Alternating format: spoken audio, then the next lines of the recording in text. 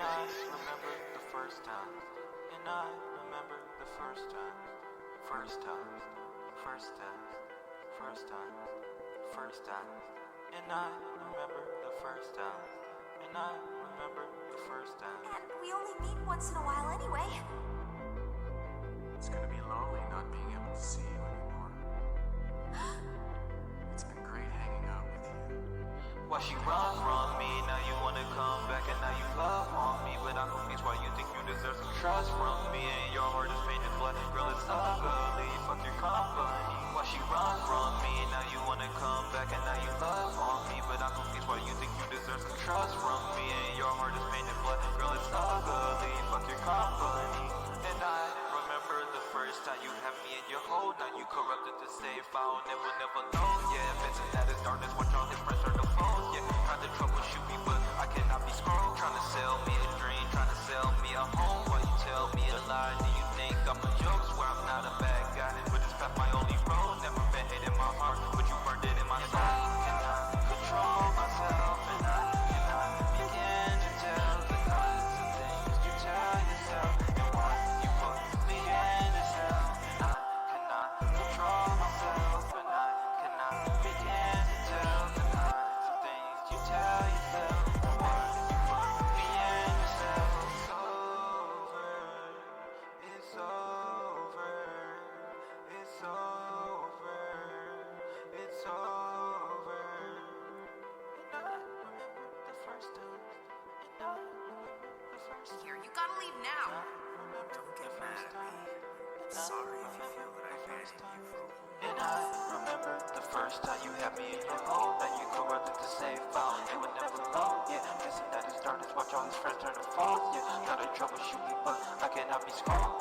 Trying to sell me a dream, trying to sell me a home. While you tell me a lie, do you think I'm a joke? Swear I'm not a bad guy, but this past my only road. Never been hating my heart, but burned it in my soul. From me, now you wanna come back and now you love on me. But I'm confused why you think you deserve some trust from me. And your heart is painted black, girl, it's ugly. Fuck your company. Why she run from me? Now you wanna come back and now you love on me. But I'm confused why you think you deserve some trust from me. And your heart is painted black, girl, it's ugly. Fuck your company. Why she run from me? Why she run from me? And now you love on me. Now you love on me. Want some trust from me? Want some trust from me? But your heart's ugly. But your heart's ugly. Why you run from me? Why you run from me? And now you love on me. Now you love on me. But your heart's ugly. But your heart's ugly. Fuck your company. Fuck your company.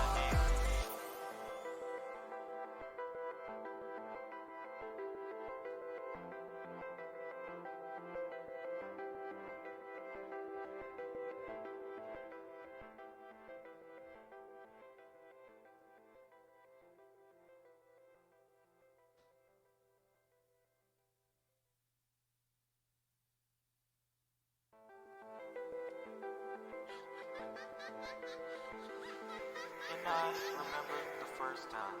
And I remember the first time. First time. First time. First time. First time. And I remember the first time. And I remember the first time. And we only meet once in a while anyway. It's gonna be lonely not being able to see you anymore. It's been great hanging out with you. Why she run from me? Now you wanna come back and now you love on me. But I'm confused why you think you deserve some trust from me. And your heart is painted black, girl, it's ugly. Fuck your company. Why she run from me? Now you wanna.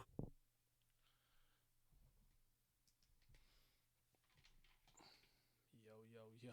First of all, I know you see the hoodie. You know I gotta rep that Dio Brando. You already know. First of all, where's it this side? We body snatching. So I got the star on it. We body snatching, yes sir. I tried to show off the sweater, and then I think you can see the stand. Might be able to see here. And somewhere on the side. This, but yeah. The world, baby. We're gonna talk some JoJo. I don't think I need this one. We're gonna talk about that JoJo. How's everyone doing?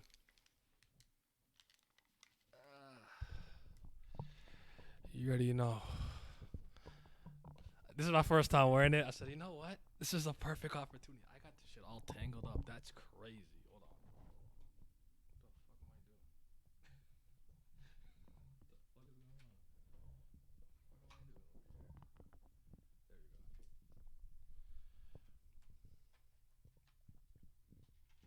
Turn this back on and then let's get started.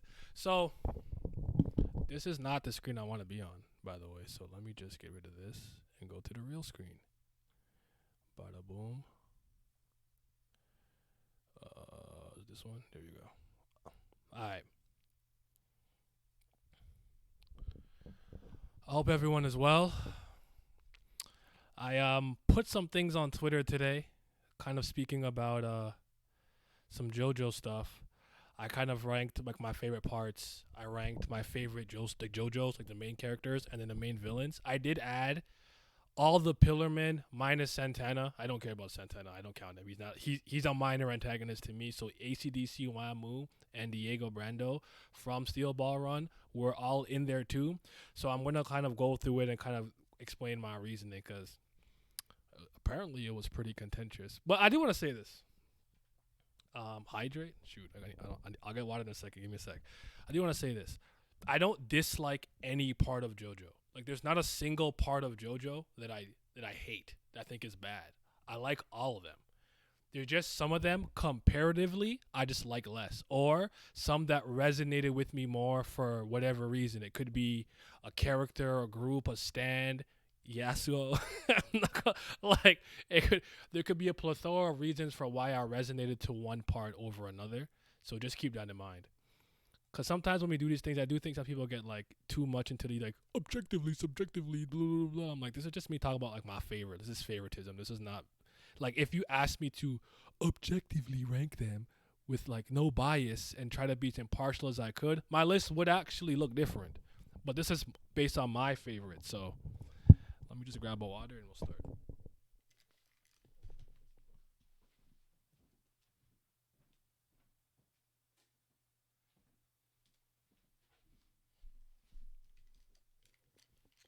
Okay.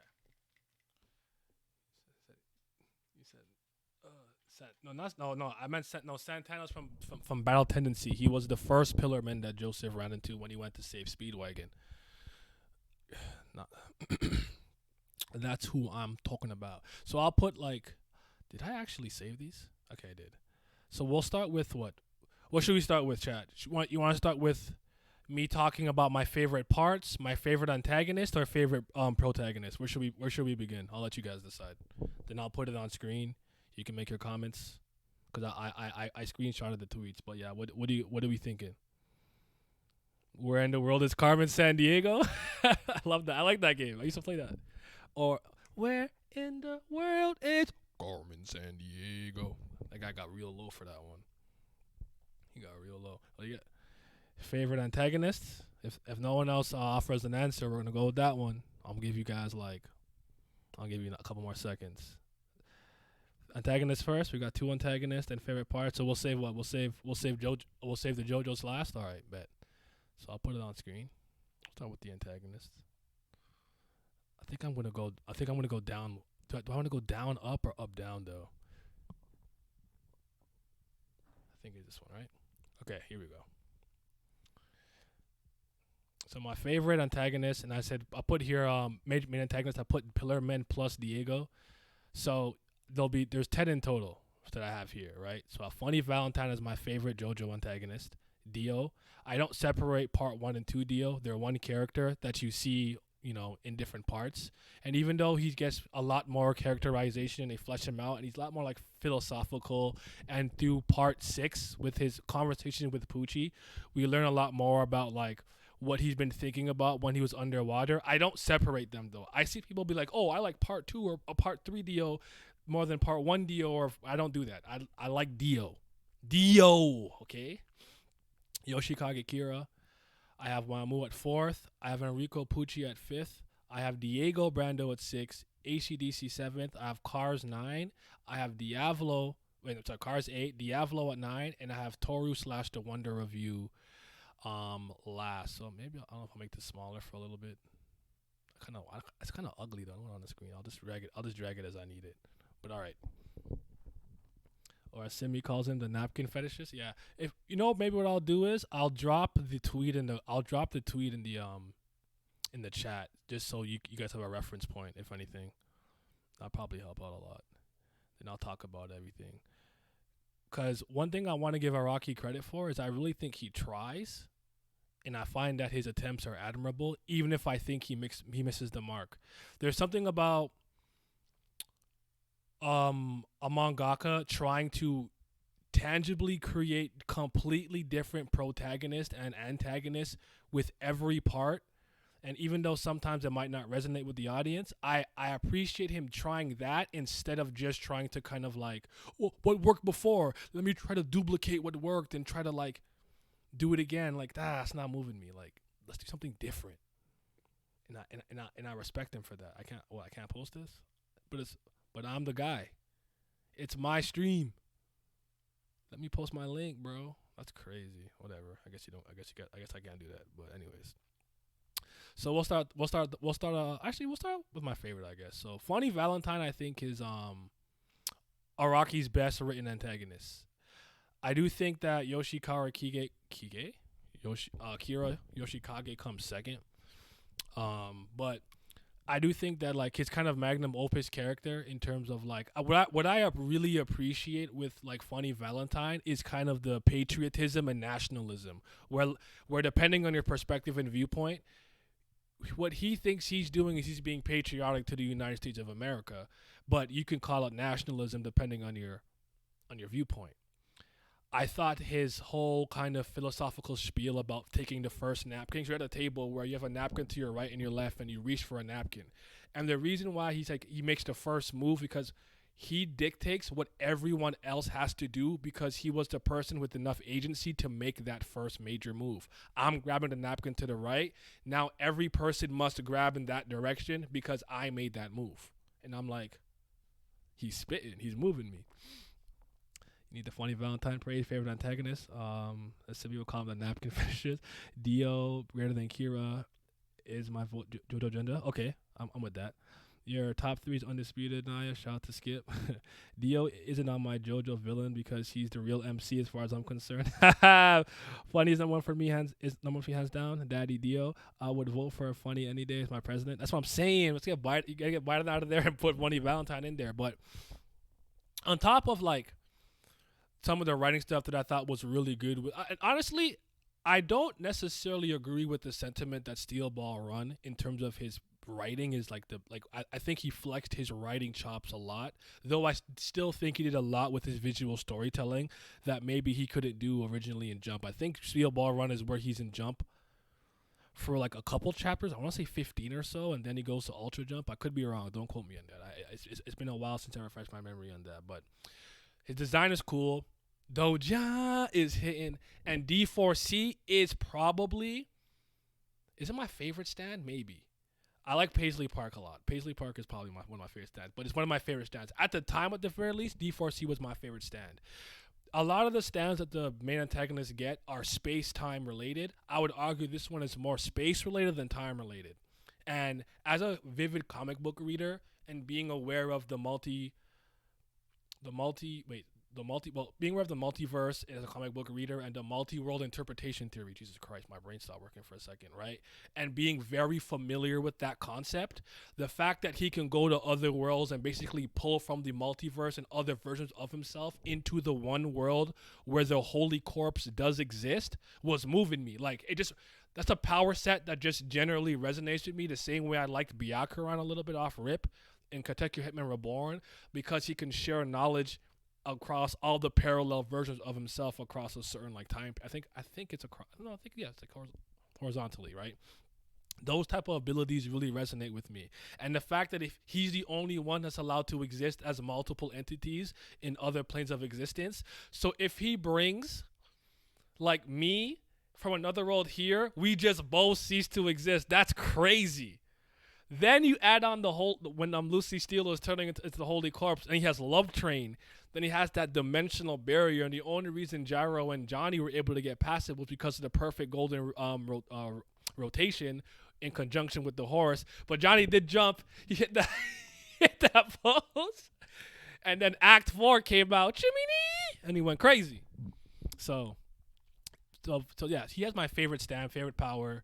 And I just think that in terms of like Araki's kind of just from a purist storytelling and writing standpoint, I think Funny Valentine is the best. That sounds about right. Also, Who Shot Johnny Joestar and the whole stuff where he was bringing multiple versions of the people in the world and trying to like trick everybody into thinking what happened. I think that was a pretty interesting way to introduce his powers. The only issue I would argue with that is it kind of seemed like what his ability was to do was to almost bring in the other parallel world into the current existing universe, not necessarily pluck and pull specific things, but I don't think it's that big a deal. It's some small nitpick, but it might be a point of view thing. D4C Love Train Fate was truly his ally. Yeah. And the fact that he was doing this for America, like, some people think he was like power hungry and stuff, but it came across to me that he just wanted to protect his country by making sure all misfortune is directed away from all the states in America, so this country is good and flourishes. To the point that if you think about it, it's so interesting that no matter what version of Valentine he pulls and it comes into the main universe, if you will, they all are dedicated to the exact same goal and same task: to obtain the Holy Corpse, to direct misfortune away from the U.S. of A. And I think that's something you can't deny. You can't deny it. Now let's talk about Dio. Oh, I can pontificate about Dio all day. Dio, in terms of sheer enjoyment and just favoritism, I would put him above Funny Valentine. Technically speaking, if you want to like put that gun to my head, I don't think he's better written, but I don't really care because I do think he's evil charisma personified, and he's one of the few characters that I will call truly evil. Like Frieza and Dio and amongst some other characters are characters that I really think are just like chaotic evil from the jump. I know there's the line where, or some people think that Dio's upbringing with Dario Brando and the death of his mother and stuff like that is what shaped him to be evil, but I kind of agree with Speedwagon's take, because Speedwagon, Ogre Street legend, was like, no, I know the slums, and I know like a piece of shit when I seen one. That's a piece of shit that was born a piece of shit, and doesn't matter what happened in his life, he was gonna be a piece of shit. I agree with that. I really do. I don't think anything could have diverted Dio from becoming a vampire and a creature of the night and going down this dark path that he was gonna go on. But Dio was the draw for me. The reason that I got so far in JoJo's Bizarre Adventure in the first place is because of Dio. Dio is the thing that drew me into the series. Because I'm like, okay, let me try this series out, whatever. And the first thing the dudes he come out, he pose, he knees Danny in the face. Like, what is good with him? They just knee the dog? Why? I don't even like dogs. I don't care about animals, but why did he do it? Then Joe's like, I'm gonna help you win. He's like, don't touch my shit. Listen, I'm here to become Ichiban #1. He's like, what is he on, bro? He kissing this girl. He boxing him. He put I'm gonna jam the finger in your eye. I'm like, what is wrong with this dude? Jesus Christ! Like, I had to see that at least to its conclusion.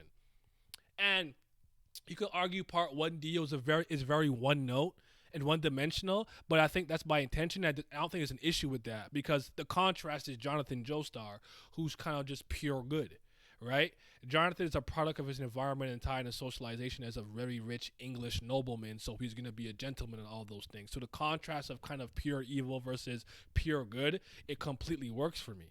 Him talking about, do you remember how many loaves of bread you've had in your life? When Zabelli's like, how many humans have you consumed? I'm like, yo.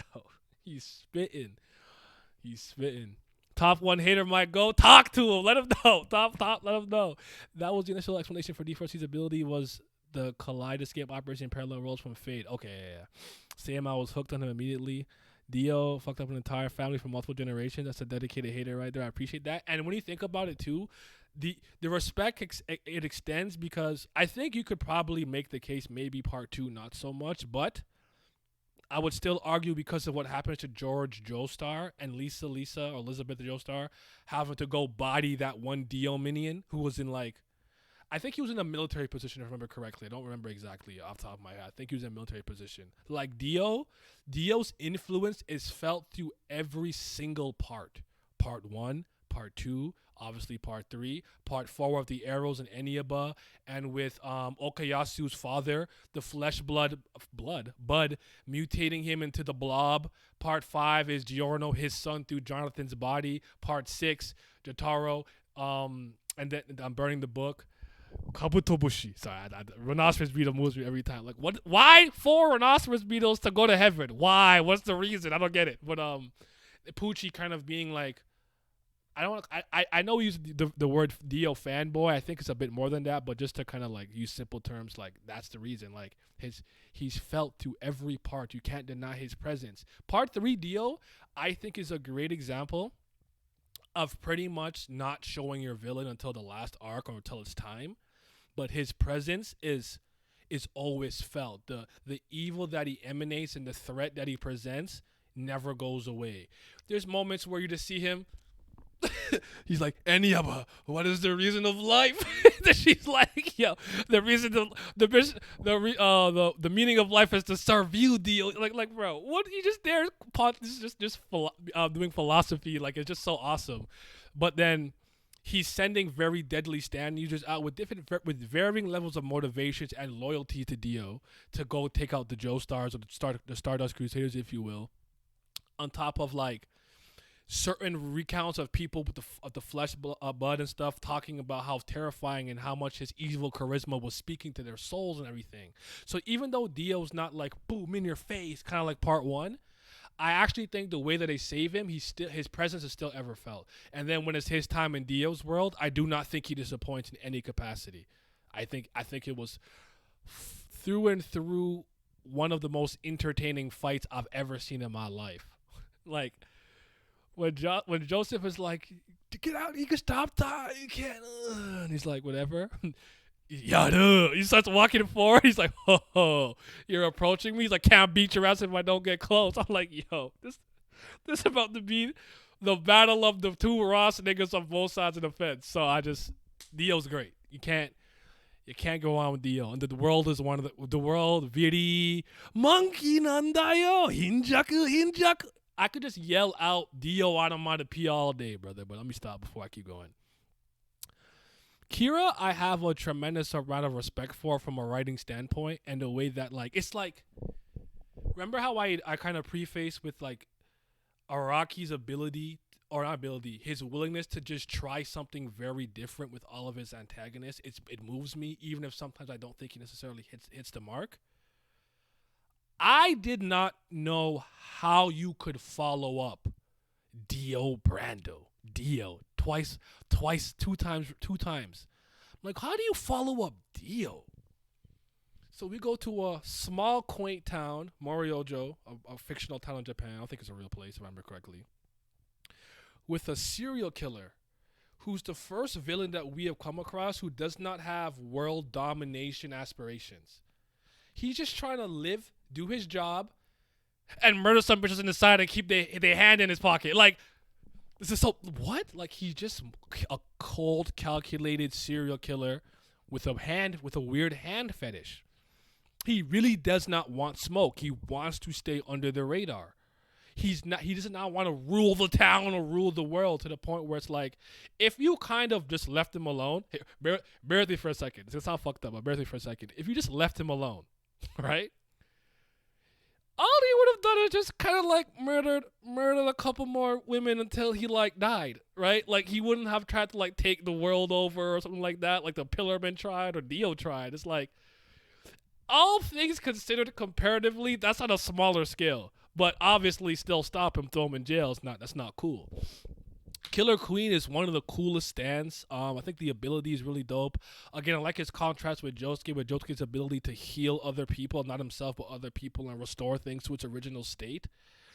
and it's kind of like the antithesis to what he's a great foil to what Kira is, where his ability helps him do what he wants to do, is completely erase all evidence of the misdoings and wrongdoings that he's doing. That's not doing a lot, but you get the point. I like the tie. I like his style. He's got the kind of salaryman look. I like how he. Shout out Aya, rest in peace, Cinderella. But like the way that he just snatches that other dude's body to go live his life to get away too. Chef's kiss. Just a brilliant move. Bites the dust. Very cool. Reset kind of time distortion ability that I really like. But sheer hot to attack. Sheer hot to attack Jack Tenwanai. Okay? No weaknesses. That moment where he's fighting with Koichi and Jotaro gets back up and like tries to fight him, and after he cuts his hand off, like Jesus Christ, Kira was shifty, bro. He was shifty. I just think it was really cool. By the way, Persona 4, y'all not slick. I'ma say it. Persona 4 copied Atlas copied Araki's homework. Personas are running like stands. Takes place in a small town with a serial killer. With a dachi? I wonder whose homework Atlas copied. I'm going to leave it at that.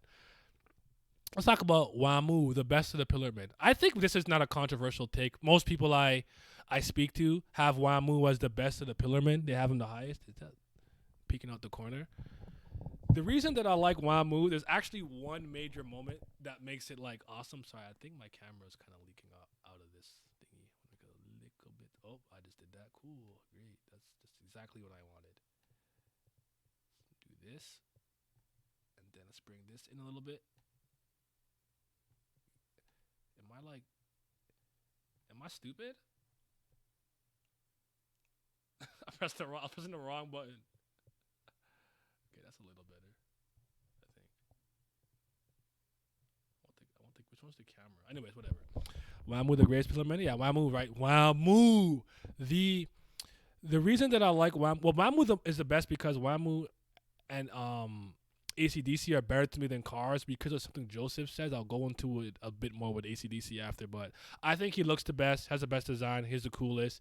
We have an emotional attachment to see him get defeated because of what happens with Caesar. The moment where Joseph was like, bro, these guys have been alive for how many years and how many centuries? You don't think they've developed a way to kind of fight in the daytime to keep themselves safe? Like, I don't think we should attack in the day. Like, and Caesar kind of had him beat. But damn it, Shikshaw. He blocked the bubble light, whatever it was, for just a split second, and that's all it took for Wamu to win. The reason that Wamu is like I really love him is because of the reason that this fight really starts. If you really think about it, and I think this is kind of really brilliant, and I understand Wamu, I understand.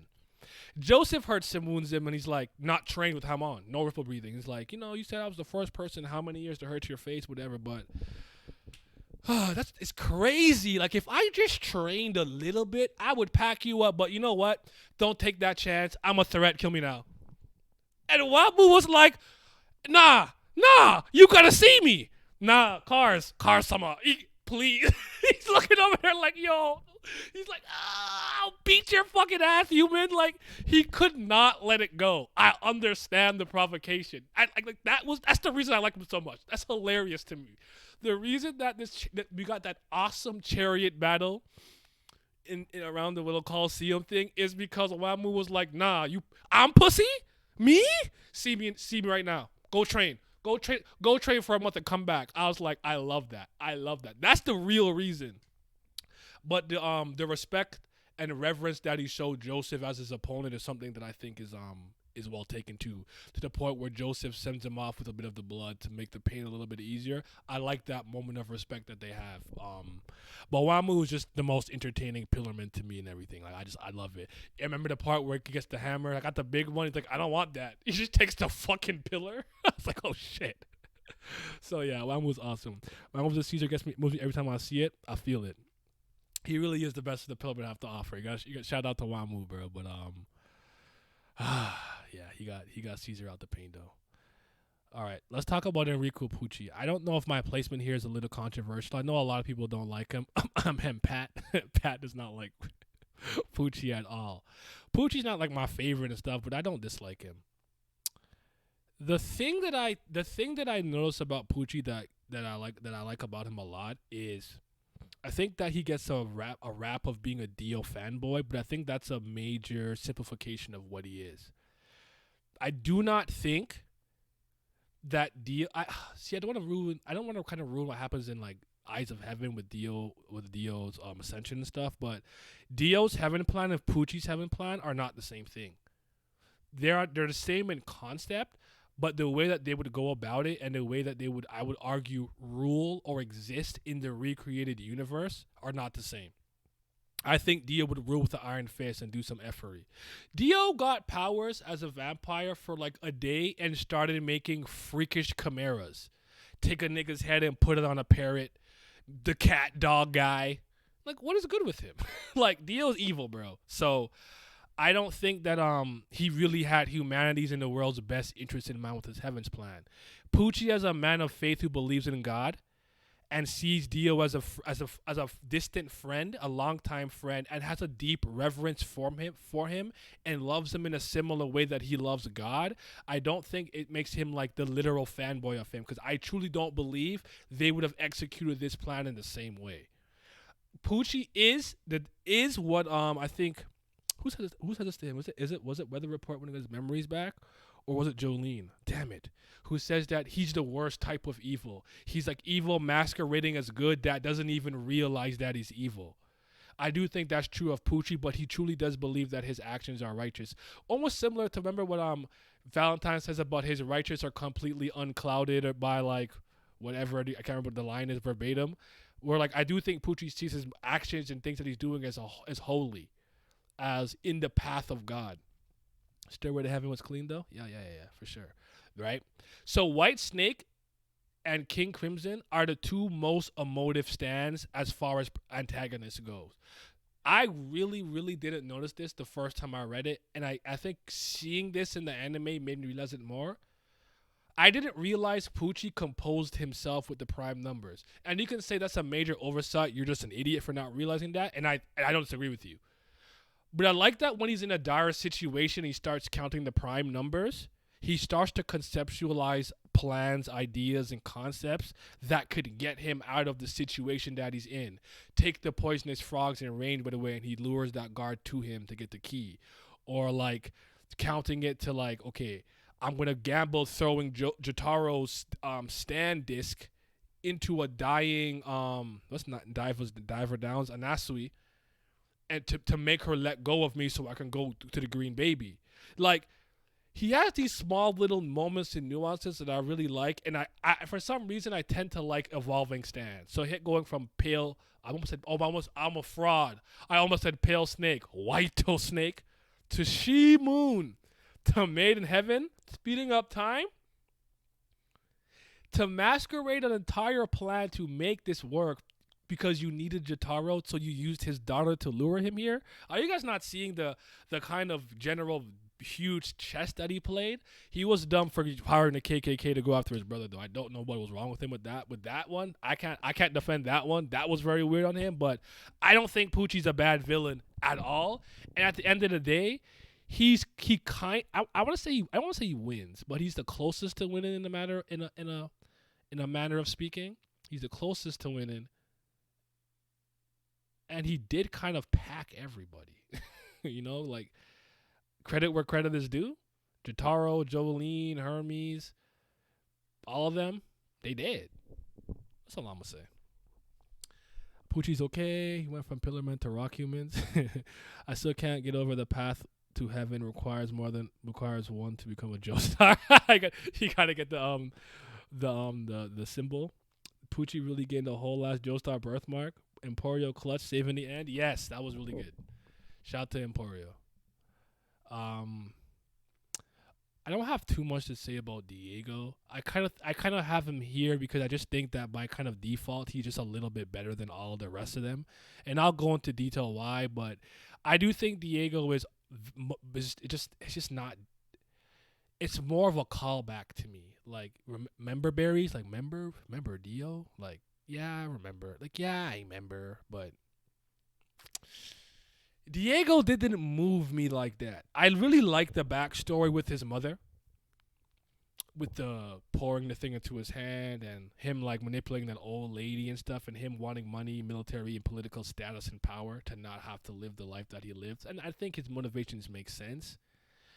He just to me is like this, and scary monsters to me is not that cool of a stand. I think I understood the idea of making him like a creature of the, I won't say the night, but a creature like the vampire. Like there's symbolism there that I can appreciate, but I think he's better than everyone else I'm going to mention, but I just don't think he lives up to like what I really want from like a Dio. And I this has always been probably my most controversial take on Steel Ball Run. I do not like alternate Diego Brando coming in with the world. I hate that part. I don't like it. It's not entertaining to me. Funny Valentine going to snatch him and he has the world. Actually, that doesn't move me. I'm not a fan of that part of Steel Ball Run. But I really like what Lucy Steele did in the end to kill him. That was fucking dope. So shout out to Lucy. Me and my friends synced up and I watched part 6 together, and every time Poochie popped up, we yelled, "Pale Serpent." shout Emporio being the best helicopter pilot at the age of 7. Right? He was piloting a helicopter. Your face is more of a callback, jerk. Diego really got fucked by a train. I was crying. Scary Monsters in my favorite stand. Really? That's interesting to me. I don't think Scary Monster like stings. I guess maybe I'm looking at it in comparison to the world, where I'm like, Scary Monsters in the world, like nigga, I'm not trying to be a dinosaur. What's up, Miles? Hello. We talking about my list. Yeah, I just had a.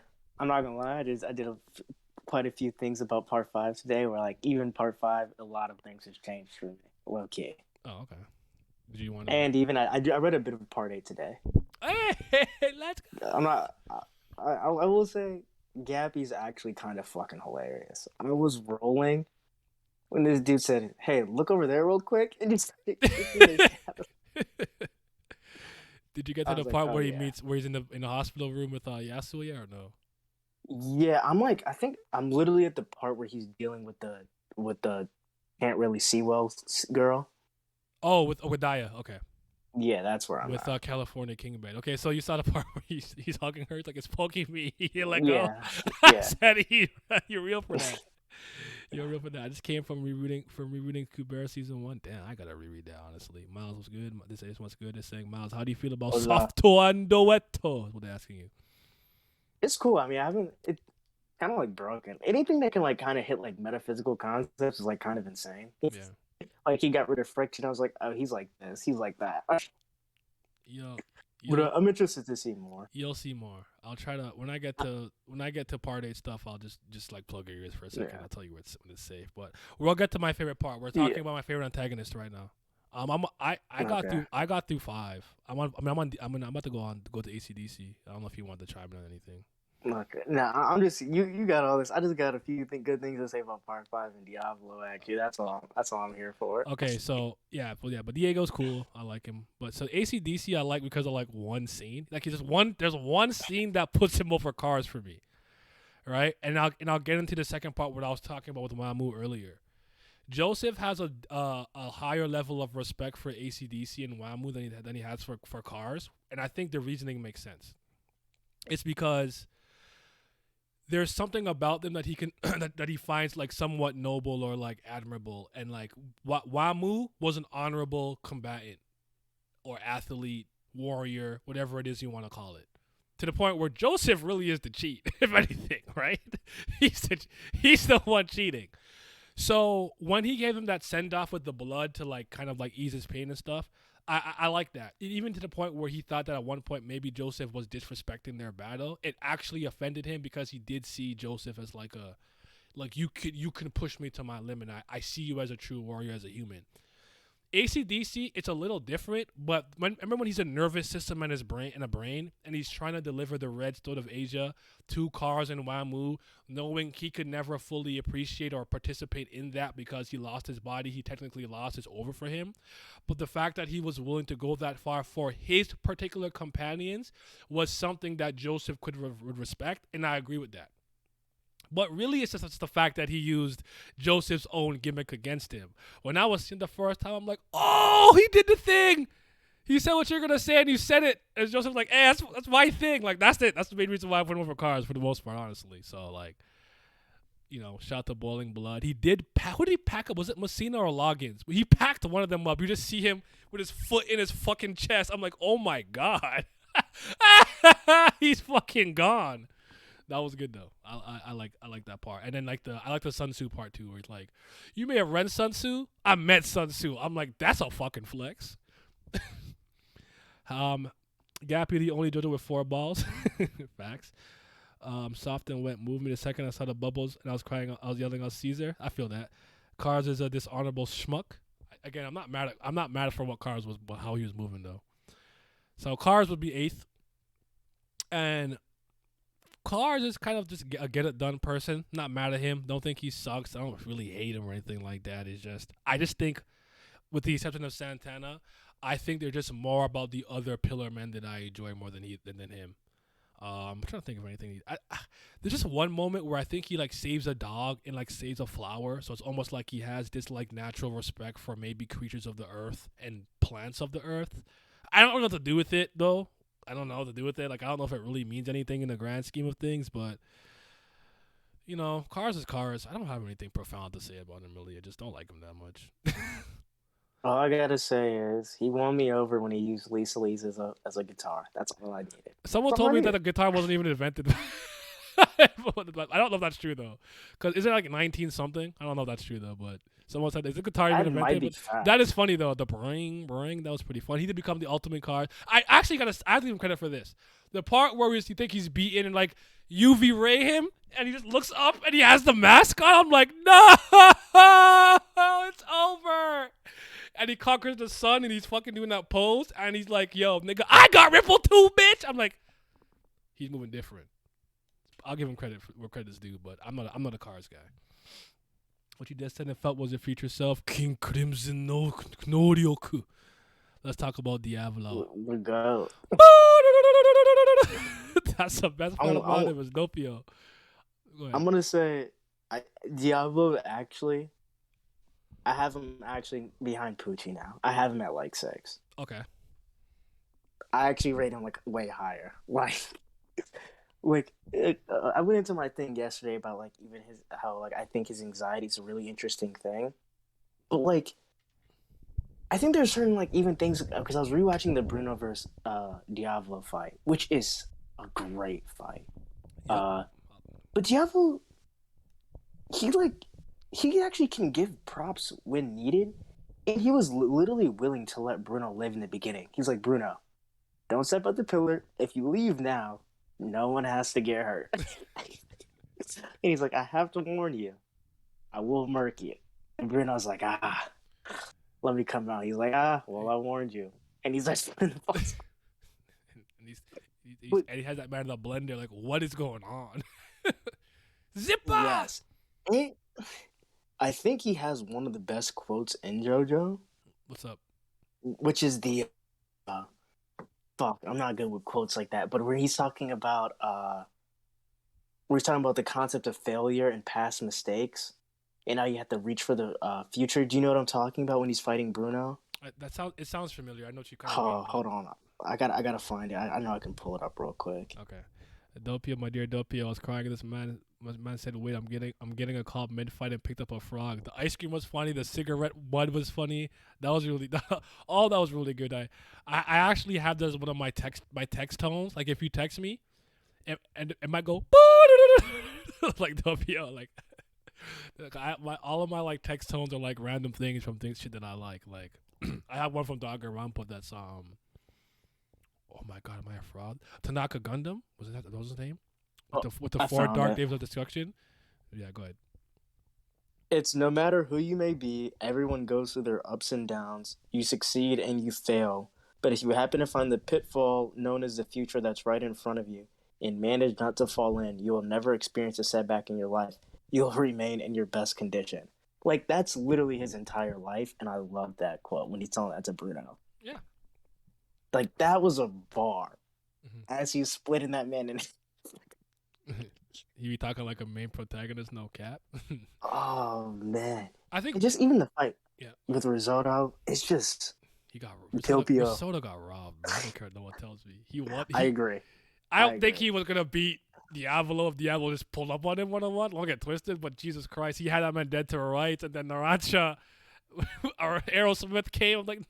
I'm like, he was robbed. He was going crazy. Shout out to the Squadra. But I think me and you spoke about this too. Like, one thing we respect about Araki a lot is that he tried something very different, and maybe the mass paranoia, like you said it yesterday. Like, if you want to kind of say, like, because I agree with what you said, talking about the fact that he is so powerful and he rose to fame and his boss, and instead of like being this like everyone knows me, fear me, rule with the iron fist, he's like nobody know me, nobody look for me, to the point where he's paranoid people can find out about shit about him through his own kid. Like, did you want to kind of reiterate what you said?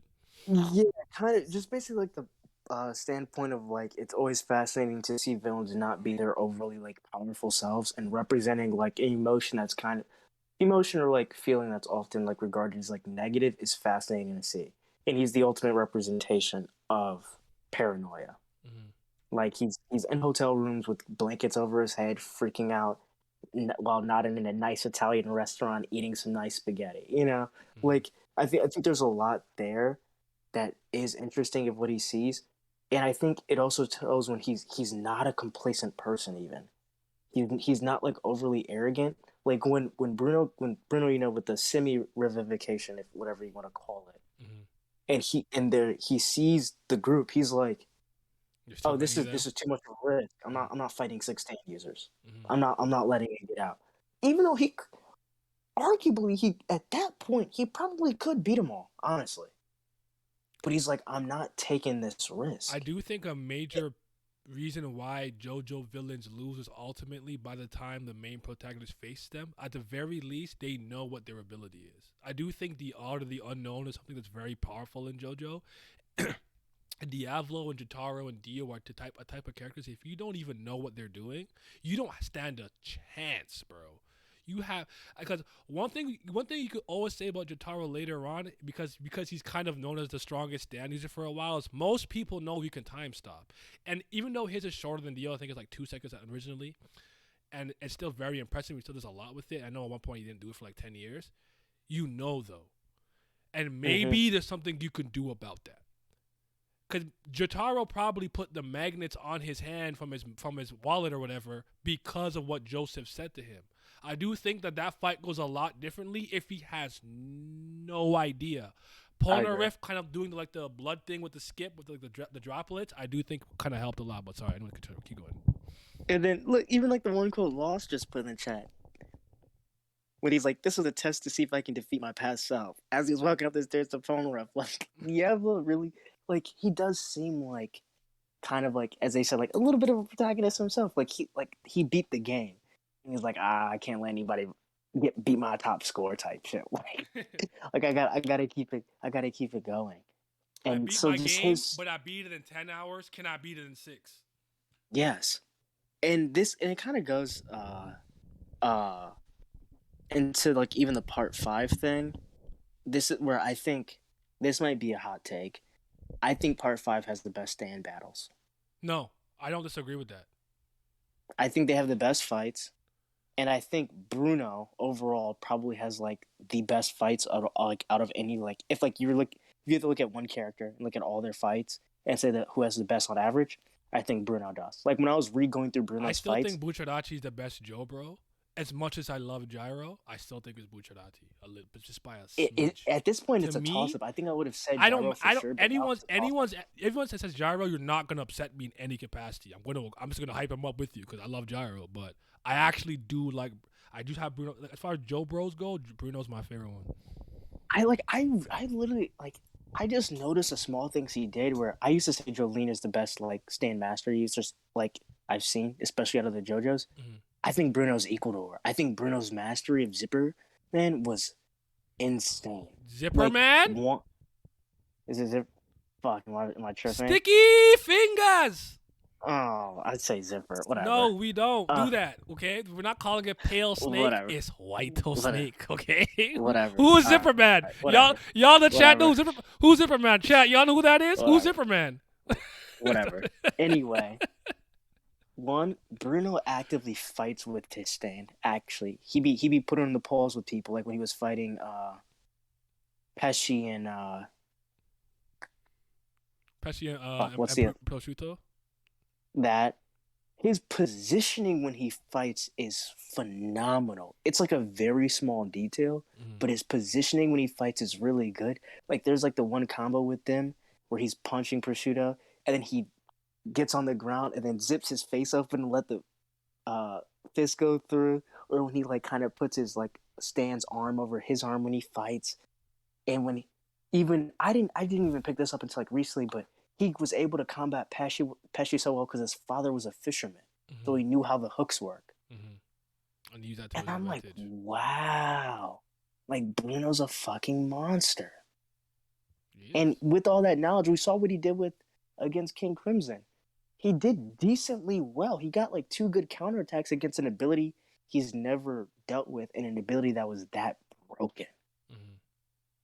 So I think part 5, I think Giorno's just the weakest part of it. I just think that's just the issue. But I think the fights are great. I love Bruno and I love Diablo. And the ending. The ending is kind of, whatever. But I really do. I think Diablo's a little underrated. I actually have him. I think he's better than. At this point, I definitely have him above Cars, AC/DC, and Diego and I can't put him above who's the other Diego. one? You think of I have him Pucci? above Diego. No, not Pucci. Cars, Wamu, AC/DC, Dio, Not Wamos, Akira, no. Valentine. Maybe it was just ACD. Maybe it's just AC/DC Cars and Diego. Yeah, Drake dreamed hard, and he was basically dead for a while. Bruno, my favorite Joe Bro, Sticky Fingers goes crazy. I know that was never really that debatable for me. Like Gyro really took the reign for a bit, but when I kind of came back, I'm like, no, Bruno really like Bucciarati is the one, and he's someone I used to use a lot in the old All-Star battle. I'm gonna have to pick him up again in this one, but just some changes to him I wasn't too particularly fond of. The man unzipped his heart to get the W. That's a real GOAT. Yeah, when he tells Pesci that like at one point he saw like a great resolve from him, but then he like turned to a piece of shit. He just packs him. And even then, I said, yo, he's the one, bro. He's the one. By the way, Mister died on that train. Okay, no one tells me. That nigga emptied the chamber in his fucking head. He died. Don't disrespect the great. I love the Grateful Dead. That's one of my favorite stands. I could like when he used the aging on himself to get the 1-up. You understand how big I popped the first. I said, "Oh, you caught him. He's fucking dead. Point blank. Don't you get up." Fuck Mister for living that shit, bro. That's disrespectful. That plan was so fucking goated, bro. But a few that should have died, yeah. But the problem with Diablo for me is ultimately when it's his time to be showcased and like have like I give credit at the beginning when we don't really know his ability. What he did against Bruno was really cool. But when it's time to see him, Silver Chariot Requiem goes crazy. Then he's not even in his own body. And that stupid shit with the orb and the shadow and the sun little thing is just. It was just whack. Like when it was really time for him to do his thing, you didn't even get the kind of proper showcase I would have liked to see from Diablo. For me personally, and I think ultimately because of the ending of Part 5, it just fizzles out and it ends with a whimper and not a bang, and it just stains the entire part. Because I'll speak for myself with this part personally. The ending is the most important part of a narrative for me. You could invalidate the entire journey with a really bad conclusion. I'm better at enjoying the journey now and not invalidating the whole thing just because the ending is bad. But it is still the most important part of the story for me.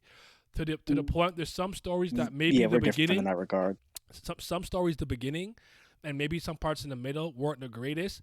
But if it kind of ends really strong, it actually will probably affect my mark overall on the score. So that's just a personal thing. But that's why Diablo kind of fizzles out for me. Go ahead. I was gonna say, I think I agree in the concept. Like, I think it's important, and it definitely will change how like I rate it overall. But I think maybe since I've just seen so many times in different mediums, most endings just aren't good. I just don't put too much stock in it anymore at this point. Like, I don't care. Like, if it's good, I'm just happy. If it's not, it's like well expected type thing. So like Maybe that's the for me, the you're journey is really you're not the interesting. first person to tell me that, and I think that's maybe the difference. I could name you a tons of stories that I love that ended like as a masterpiece. I'm not Hmm. saying you're not wrong, like majority, but there's so many stories that I love that end well, personally, for me. Yeah, for sure. And that to me, I think that's just more pleasant because at least for me, like even if like this ending is bad, to me it doesn't invalidate the amount of enjoyment that I had, depending maybe every week for let's say 5 years of reading it, or maybe of reading certain books for over like that enjoyment in the things that I saw the characters I came to grow in will always be there. So I think even with the Diablo thing of was like I think the ending was bad. I think the beginning is so strong that like it kind of evens and outs like a little bit more average tier or of the concept of JoJo villains. That's why I would have him at like 6. And ultimately, I want to add this: King Crimson is one of the most scary looking stands, and like I said with White Snake earlier, it's one of the Yes. it's two of the most expressive villain stands, and I love that. I love the little epithet face too. That shit makes it double scary when they're like making a menacing look, like two faces, like I'm about to kill you, King Crimson no Norioku. Man, I feel like it's King is like, underrated within the JoJo community. I think I agree with that, but most people that I speak to have rate Bucciarati really high. But if you're talking about like the general population, I agree with that. Stands like Silver I don't Cherry think and the stand's that good. you think I just think you think Bucciarati's his just too good with it. I the reason that I have to disagree with you is just because it's fourth dimensional and he can hide in like a kind of a pocket dimensions. Like that's always very useful in my opinion. Yes, Even like sure. the Doa. But I'm not I'm with you. Give that to the average stat user like Okayasu, and he's not utilizing it nearly as well as like Yes. Bucciarati did. Stands like Silver Chariot and Star Platinum are honestly ideal for fighting King Crimson since they can be fast enough to attack him in post time. Skip. What's up, yo? Chief, Ball Breaker is a stand as this one that requires the spin to manifest. You need the golden rotation. I think the first time when Ball Breaker was like active, he had the turbo in one of the eyes too. The Holy Corpse had one of the eyes with it. If it's a spin, it's not Yeah. Gyro's own stand. It's just spin energy. That's how strong the spin is. Okuyasu can't even utilize his own stand to the fullest. Yeah, but I actually like that concept of someone with a really broken ability, but because he's a moron, he'll never utilize it to its fullest extent. That's actually like a good. He introduced so many good concepts in part four. But let me get I to. mean, Go ahead. I was gonna say that was the entire point with Pesci. Pesci like literally wasn't using his shit right because of his personality. And then once he got serious, he was going OD with it. Yeah. Uh, so yeah. I mean, I can't be here long, so I just came to say this. But I do have just one final question I have for you Go ahead. before I go. Go ahead. If Bruno and Jolene fought, who you got coming out on top? Oh, that's a good one because someone said something to me pretty recently, and I'm like, that's a really good point. Where I think abilities only matter with certain stand battles. At the end of the day, you have to kind of strategy scale. Someone made that point to me. I'm like, you're right. Mm-hmm. You got a tactic scale, right? So it's like who could actually use their ability and environment to the best of their ability to get the one up on them. So I guess the idea is who do I think is more resourceful? Is it Jolene or is it Bruno? Oh, that's I I think I'm giving it 6-4 Bruno. But when Jolene did the Mobius strip though, like the Mobius strip, I said, "Yo, that's crazy." Because the way I look at it is like both their stands are like I kind think of she's a similar in better the fighter sense than of him like though. I don't know. I don't think I agree with that. No, I don't think I no. agree with that. But who do you really see fight in tandem with their stand really more than Jolene? I'm telling you, bro. Go back and look at some of these fights in I'm Part not. 5. Bruno I'm not. fights with his stand, My bro. point is, I'm she's telling sending you. out these lethal martial arts looking kicks, my boy. I think she's probably a I'm better telling hand to you, hand Bruno's combatant. doing the same thing. I'm telling you, Bruno's doing the same thing, Naya. I'm telling you. I can't decide. I'm telling you right now. I'm going with Jolene Remember bias because I when like her Bruno? more. Remember when Bruno's fighting Giorno and he was literally overlaying the sticky fingers like on his arm Mm-hmm.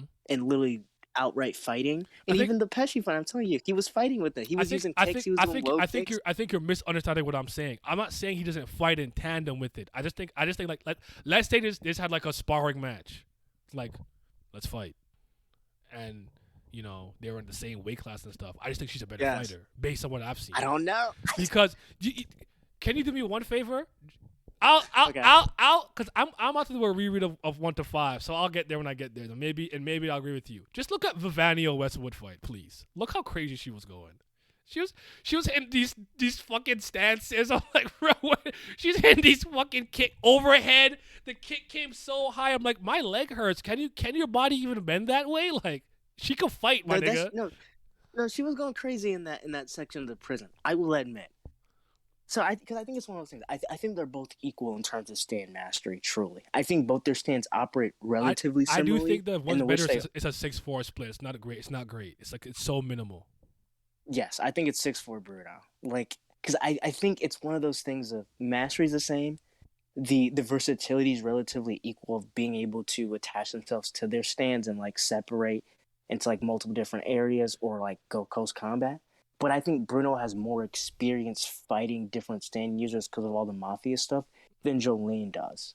Even though I do think Jolene's probably on it, like her growth rate's probably better and stuff like that. But I think that just edge of Bruno's just been in the game for so long. Mm-hmm. I think he would probably have an easier time dealing with her than her with him. So I think it's 6-4 Bruno. But I think they're really right there. Okay.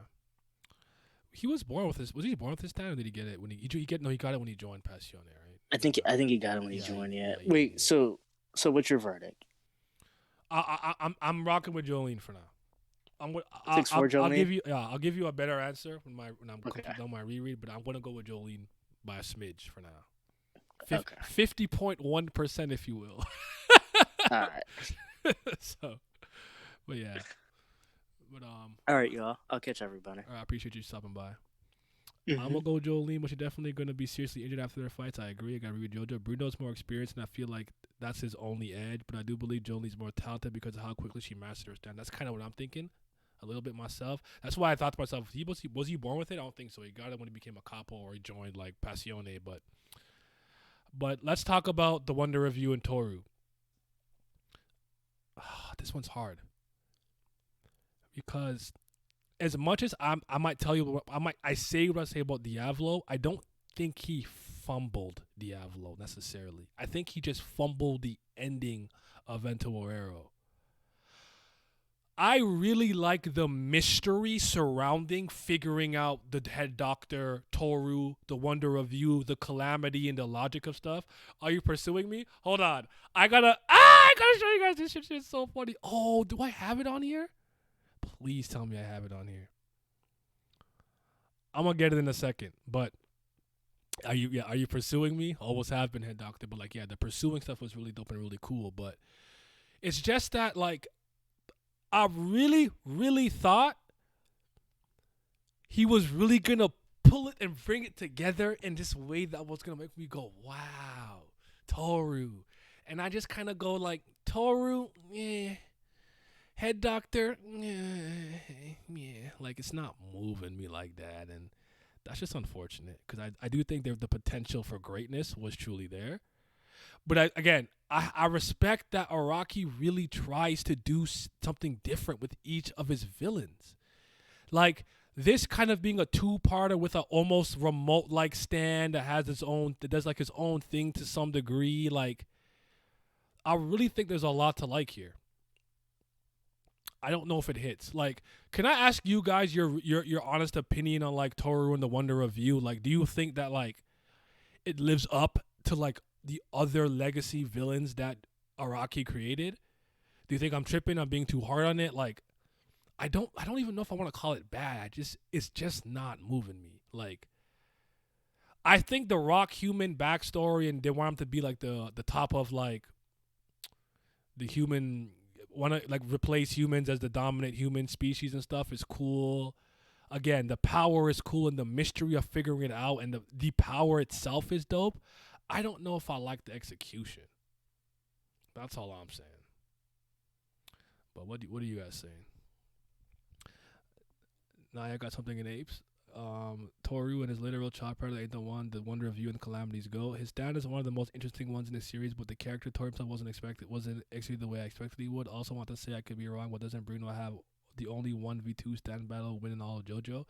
I don't know, actually. That's a good question. But let me show you some of when I was reading this, rereading this, look what I found. Well, there's this obvious one that's been around for a while, like are you like is the are you winning son meme?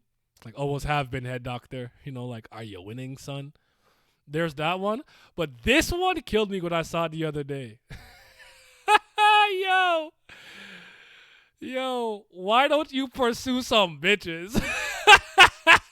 Yo, I'm about to go crazy with these why don't you pursue some bitches memes, bro. This shit made me laugh when I saw it in one of the comment sections under it, like the meme part. I saw this. Just why don't you pursue some bitches? I'm about to get a whole lot of mileage out of it. There is one more where he's in like a Supreme jacket or something, like like why don't you pursue some bitches, Josuke? In his hype beast gear. I thought it was funny. But you said you got something apes for me? What's an apes for me, bro? Let me look at apes. God, that was so funny. Oh no, you found you have it too, Omar. It's the same thing. So I guess that was the thing that came up for a while. But yeah, it's a similar meme with like Wonder Review saying why don't you pursue some bitches? But that's kind of the villain, the main antagonist section. So just to kind of reiterate, let me pull it back up one more time for the one time. But yeah, expect me to use those a lot. Why don't you pursue some beach ass? Funny Valentine, the patriotism, the napkin, all that stuff, for America was cool. Dio was just entertainment, evil charisma personified. Absolutely. The world just awesome. Some of the best onomatopoeias from Vidi to Muda to all of that, just greatness. He's a catalyst and plays a part into all the parts. Really just not part 8 if you really think about it, because even with Diego, he kind of is. Kira, crazy, bizarre town. Nigga, I love him. Wamu, real stepper, honorable combatant and warrior. Enrico Pucci, that's my priest. Diego Brando, cool. ACDC because of like him fighting for his friends, so to speak, and like him using the Joseph thing against Joseph. Cars, whatever. Diablo, King Crimson's cool and stuff. And Wonder of You, Torio's not really moving me like that. I think the next thing we said I was gonna do was the parts, right? And then we're ending with the protagonist. So give me like a minute. I'm just gonna tinkle and I'll be right back. Grab a water or something, and then we can continue.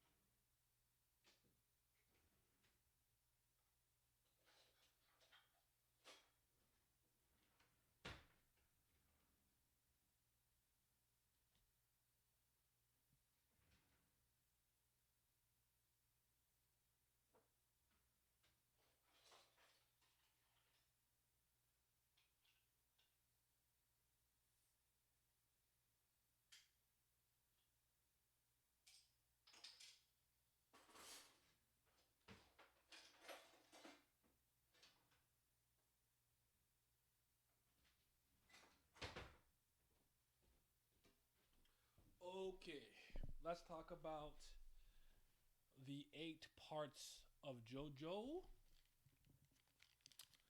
So as you guys can see here, why did I put this hood up? Then try to put this. Oh, this looks ridiculous. like a moron. I gotta have my style and pose game right for So I Diamond is Unbreakable being that low just doesn't seem right to me. But this is what it is. Again, I don't dislike any part of JoJo. I think they're all good and have varying reasons for being good. And some parts just but understand. If you force me to be like, Naya, what is your objectively best parts that are written, blah blah, I probably wouldn't do it like this. This is my favorites. Okay, so let's start with Stone Ocean. Jolene is arguably my favorite JoJo, my favorite lead. I think she's a really good blend of Joseph and Jotaro, the rawness and the kind of like quick thinking ingenuity, and she has some of my favorite fights in this. I really don't understand. You guys understand how much I love that fight with Westwood with Vivanio, with the meteors coming down, and she was going crazy. And she in the anime was really good. Jailhouse Lock might be my favorite, or no, it's my favorite arc in Part 6. In case you don't know that. I think most people really like Heavy Weather. I don't love Heavy Weather that much. It's one of my least favorite parts of Part 6, all things considered. But there's things about it that I really like. But Jailhouse Lock, just starting with her confused with all these markings, kind of like Memento or one of those movies where you got to piece it together. And the fact that Emporio was also under this stand battle against Mew Mew, I just thought it was so good, bro. Like, it's amazing. I don't know. I don't know what it is about it. But the fight with Vivanio is really good. I actually really like the Dochi and Gamana, I think it is, fight with that weird one that was like eating the bugs and stuff and got the frog brain after. I think part 6 is in a lot of ways the most inventive part. Where like, I think in a lot of ways part 3 is a prototype, but I think in part 6, because Araki had said he did everything he wanted to do and reached the pinnacle, I think he really tried to do different things with stands. I heard a criticism that people didn't like the fact that maybe some stands just didn't seem to like suit the user. And I'm like, Naya is a heavyweighter non-believer. Down with the infidel, you traitor. I didn't say I don't like Weather Report, but Heavy Weather the arc is not moving me to that degree. Shit, what was I saying? Damn it. No. My train of thought. You ruined it. You ruined me. I said Jolene, Vivanio Westwood, Meteors. I totally forgot. Oh, like Poochie is handing out stands to a lot of these people, so they're not even necessarily stand users naturally. So I actually thought, like, I found that anybody who actually probably had a like original stand, their stands made sense and kind of suited their personality to some degree, like Stone Free and Kiss and stuff like that. So I'm not sure I agree with that criticism, but I do think he took the most liberties with some of the stands and things like that. Like, he did definitely really try to dive into his creativity bag, and if you thought it was a little too nonsensical, even for JoJo, I could understand you why you have those issues, but I didn't. And at the end of the day, as critical as I am, my experience and enjoyment is what I put first, and I had a blast in this prison and outside of it. So I don't know what else to tell people. Weather Report, my goat of the JoJo verse. I'm not mad at that. Weather Report's dope. Just Heavy Weather is not. I actually like the end of Stone Ocean. As somebody again who's a really big comic book fan, the concept of universes resetting and re-going back to nothing and people being reincarnated into the new universe. Like, if you guys don't know the story of Galactus, TLDR, Ghislaine is basically the sole survivor of a previous universe that gets put into the next one when it like deletes and recreates itself and then becomes Galactus in this new universe. These concepts aren't new to me, so by the time I got to them in JoJo, they're not jarring. They're very normal in my world, so I want to say that. 2, Battle Tendency. And Battle Tendency, I'd argue, from what I've seen, gets the wrap up being the worst written part. I don't think I agree, but I understand why people say that. But Joseph Joestar was an absolute fucking treat and blast to follow. From the moment you see him, he's such a different in contrast to Jonathan. Jonathan was a pure, noble Englishman who was like, you know what I'm saying? And you get this guy, he's rough. He's like a cheater, a trickster with a heart of gold. I feel heavy weather didn't move me. I just wasn't a fan of the snail shit. Yeah, I don't know. Just that part, just I don't know. The backstory and stuff and things are cool, but I don't know. Heavy weather. My least favorite part of Stone Ocean is probably after Jailhouse Lock until they run into Poochie again. That stretch is probably my least favorite stretch of it. The stuff with the Geo's kids and the rods and Underworld and stuff, it's all right. It's all right. It's not the worst stuff, but that's probably my least. Because I don't even hate the Dragon Dream stuff with Kenzo. I don't think it's that complicated or hard to understand, all things considered. But it's a neutral stand that Kenzo worked like 40 years to master. So the contention that people have with that part with Survivor and stuff, it doesn't really bother me personally. But Battle Tennessee, I think, is just pure joy and fun to follow because of Joseph. I think Joseph really carries his parts and makes it with all of his antics. And next you're going to say, whatever, to you. Like, all that stuff is great. When he brought out the Tommy gun against Straizo in the middle of the restaurant and let it and emptied the clip, and then he had the grenades, I said, he's moving different, family. I rate this guy.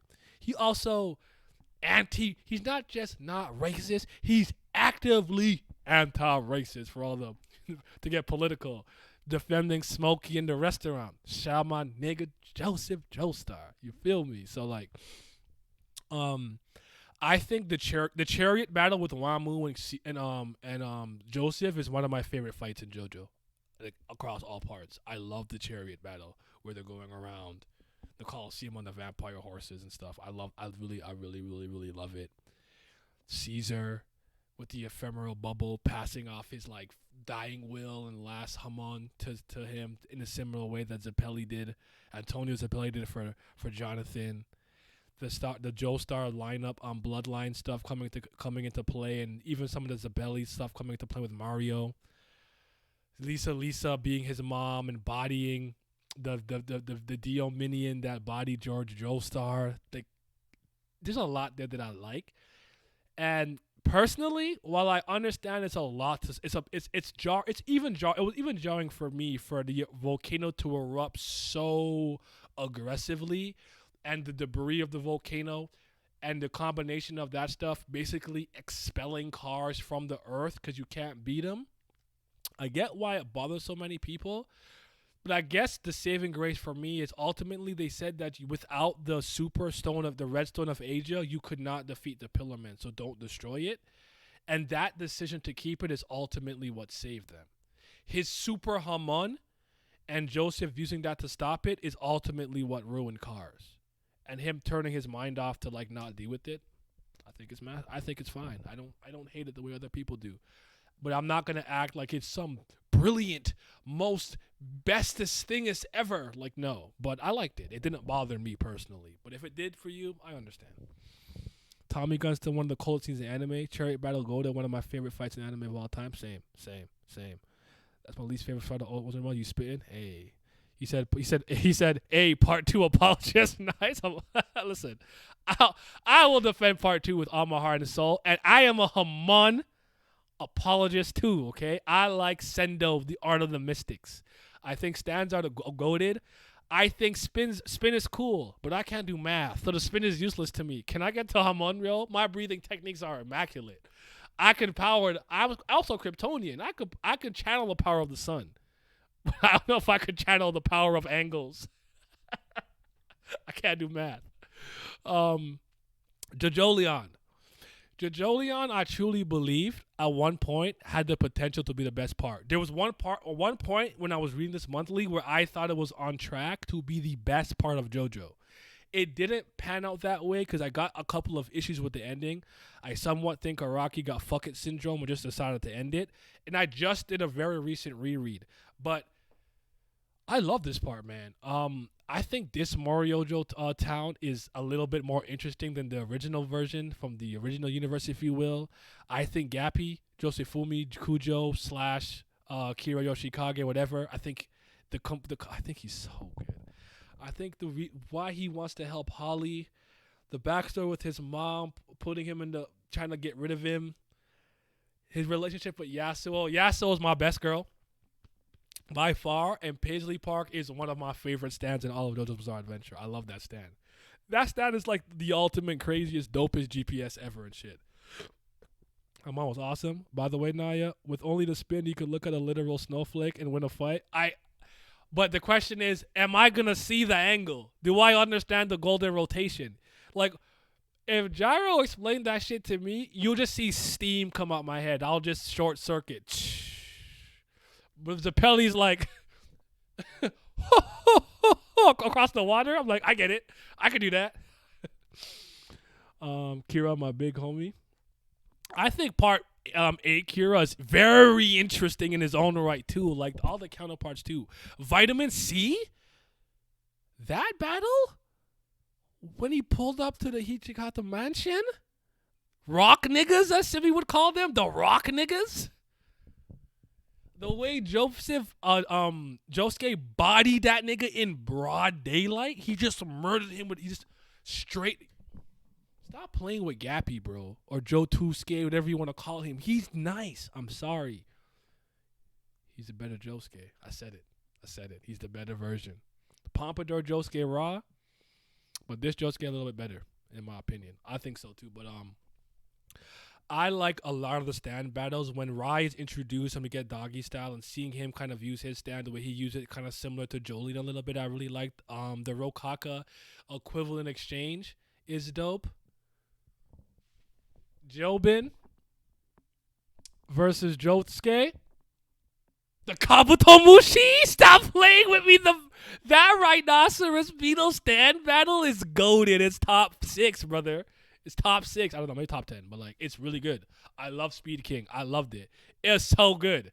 And I really like how Jobin was moving. I think the ending for him was very fitting because ultimately he did a lot of despicable things.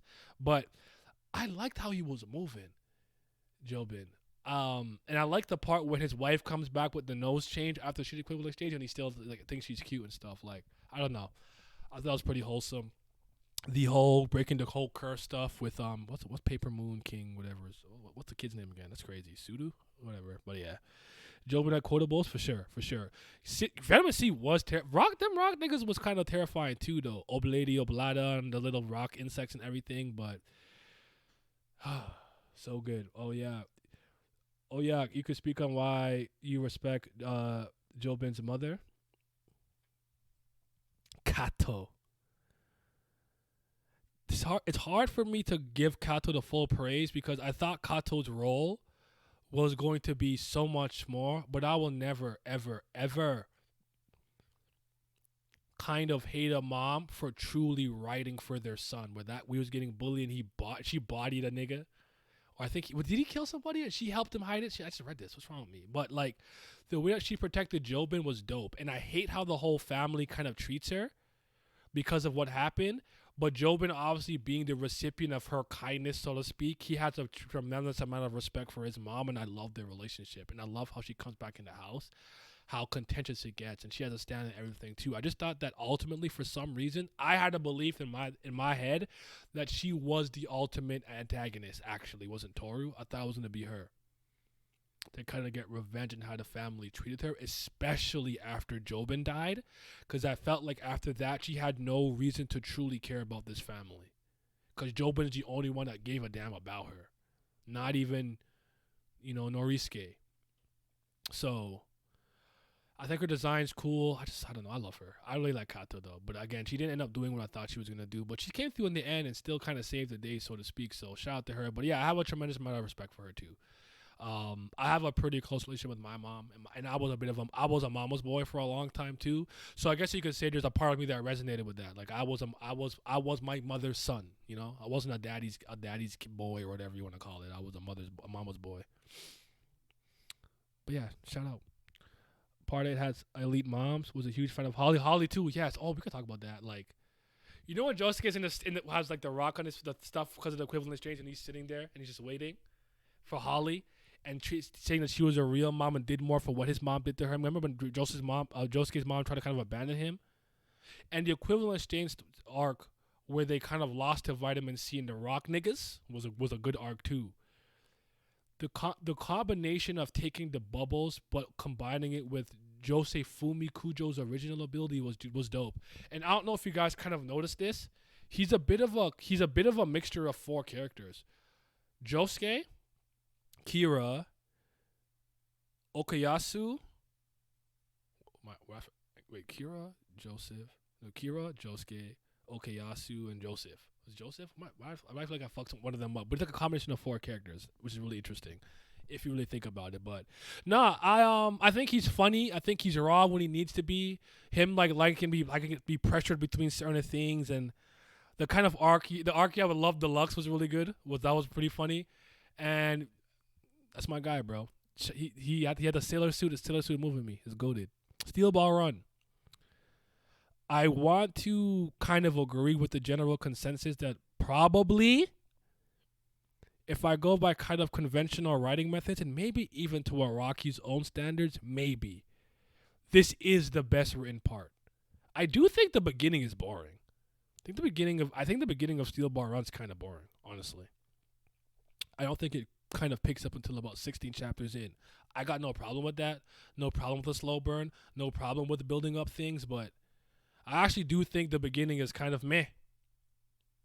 The first couple of stand users, the Mountain Tim, they weren't really moving me like that, all things considered. But then it hits its stride, and I think it goes crazy after that. And it being this race around America on horseback is very intriguing. I did too, but yeah, I probably had Elite Moms. Or did I? Okay, so that's the last thing I saw. But Steel One has Gyro. I think Gyro is I really like Caesar though, but Gyro is the best Sapelli we've seen. I think what Araki did in a really good way in this part was extend his visual storytelling. I think it went up a notch. 2 is I think he wrote characters in tandem with their backstory, standability, and motivations I think this is him at his peak with doing that. I think he kind of made the complete. It all goes into the melding pot. Character, stand design, goals, motivation. And he wrote them to kind of seamlessly connect with one another. I think in some parts, he doesn't balance it well, or he leans too much into the stand or too much into the character. But in this part, I think he had a true perfect balance of all those things. The spin being maybe the alternate version of the Ripple Hamon, depending on who you ask, I think is brilliant. I think the golden ratio stuff and triangle stuff was really cool. To the point, seeing it from a different family's angle with Wika People, with his wrecking balls, with the satellites, causing the left side axia, whatever it's called, was super cool. And seeing the different applications of the spin to soften your body, harden your body, to remove pain, to make you look old and wrinkly. And part 7 has Ringo Road again. Mandam. Welcome to the true man's world. Yo. That arc is so iconic. I went back and I'm like, I wonder if I would have enjoyed it as much as I did. Nope, this arc is still fucking fire. It's still fire. This arc is still incredible. Going back 6 seconds to challenge himself to truly win an honorable man-on-man 1-to-1 duel, and Johnny already having the resolve to kill that Gyro kind of lacked in a sense was really good. Diego's mom. Oh, Diego's mom's backstory was fucking elite. I love the part where she just goes and takes the food in the hand. That was such a good. No, that's a good backstory. Unfortunately, Diego and Scary Monster doesn't hit for me that much, but Diego's mom is super dope. Lucy was my girl too. She really stood on the business. She did, and I really like her relationship with Steven Steele. I think their relationship is really good because it's not romantic. He really did that because he respected that he saved her and got her out of a rut and protected her until he died and she was free to live her life. Because at the end of Jojolion, she talks about being married earlier, and she's older. She's in her 60s at that point when we meet Joseph Joestar of this universe. And with the Krakow Valet, I like that. That is beautiful to me because the whole world thought he was weird for trying to marry a 14-year-old, even in that time period, as a 50-year-old man.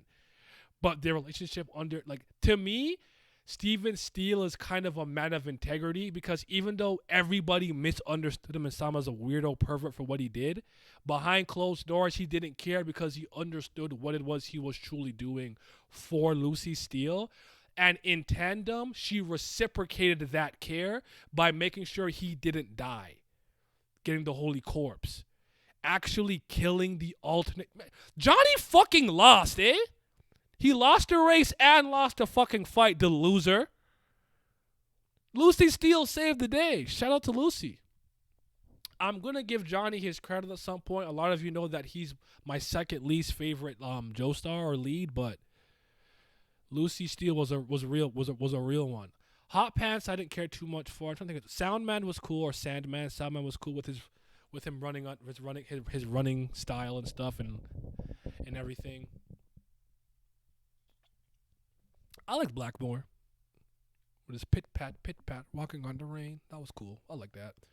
Love Train, D4C actually is not like one of my favorite parts of it. Despite you guys we already spoke about Funny Valentine being my favorite JoJo antagonist, and Araki's kind of magnum opus from a writing standpoint as antagonists go, in my opinion at least. But D4C is one of my favorite stands too. So, who's your most hated Giorno? Yes, Giorno. I also somewhat don't consider Giorno a Joestar. I don't go too into that, but I think Giorno is the least interesting character, and I think I almost think it's on purpose though. Like I don't think he's bad, because I think sometimes when I tell people I don't like Giorno, they think I think he's a bad character. I don't. And when I tell you I don't like Johnny, they're like, oh, you think he's? I think Johnny Joestar is written brilliantly. I think he's a really well written character, and I think his kind of journey as this like nice kind of kid and losing his brother to becoming an arrogant kind of dickhead asshole, doesn't care about things, and losing himself and going negative and wanting to get back to zero so he can go into the positive, and the things that he learned from Gyro across their journey in America is truly beautiful. I really mean that. And his willingness to body people, I think, is kind of raw too. He just didn't resonate with me personally, but I'll get to that when I get to it. But Steel Run's good. I think Phantom Blood being fifth is probably one of my most contentious parts here. On any given day, if you ask me, though, I might have Stardust Crusaders over Phantom Blood. I am a person who respects the beginning of all the franchises and series that he truly loves. People will say stuff like, One Piece is not good. You can skip East Blue, it doesn't get good until this arc. Don't believe that. I heard this with Kingdom. Kingdom only gets good when you get to the Coalition arc. I don't believe that. I think Kingdom is good from chapter 1 with the reconquering of, is it Kin or whatever? With, you know what I'm talking about. The King's brother. He like rules it and they kind of take it from him. I think it's a really good arc. I think Phantom Blood really gets disrespected. I don't care if you have Phantom Blood as your least favorite part. That's fine. I take issue when people skip it, say it's bad, maybe say something like it's unnecessary, because I'm like, how the fuck did you get into JoJo's Bizarre Adventure if it wasn't the fact that Dio was this dickhead kid that came to this noble house and just started to wreck stuff? Dio the imposter, the invader. Dio was my draw to this series. Phantom Blood is the catalyst for pretty much everything that happens after the fact. If you don't have Phantom Blood ranked highly, all I ask is that you don't omit or you don't discredit how vital it is to JoJo Bizarre Adventure, the experience. Dio, the battle of good versus evil, the Joestars versus Dio, which leads into part 3. Dio was the catalyst for many events and so many things that happened to this family. And part 1, 2, 3, 4, 5, 6, and if you want to add Diego, 7 parts. He still has his hand in the cookie jar, even if he's not the main antagonist. What are we talking about here? Part 2, with the death of George Joestar, the second, because of his minion that killed him, and Lisa having to body that nigga in cold blood and go into hiding, and then Joseph inheriting the fact that he has to take down Dio because Dio took Jonathan Joestar's body. He killed Jonathan. He won. He killed him. He got his body. Part 4 with the arrows, Enibo, the distribution, killing Okuyasu's, not killing him, but I remember the mom died, but the flesh bud actually turning him into a mutant and he can't die, just weird immortal thing in the attic. Part 5, Giorno. Right? Part 6, Poochie. What are we talking about here? The Heavens Plan was Dio's idea. And you're going to sit to me and tell me part Phantom Blood is trash? I don't take that seriously, bro. I'm sorry, bro. I'm not taking that seriously. Let it out with your heart. Let it out hit your heart. You're gonna keep the vibe up. I'm gonna peep this. Yeah. I will. Actually, I'm gonna put this on YouTube, so you'll see this on YouTube. Dio versus Jonathan equal Giorno. That's all I need.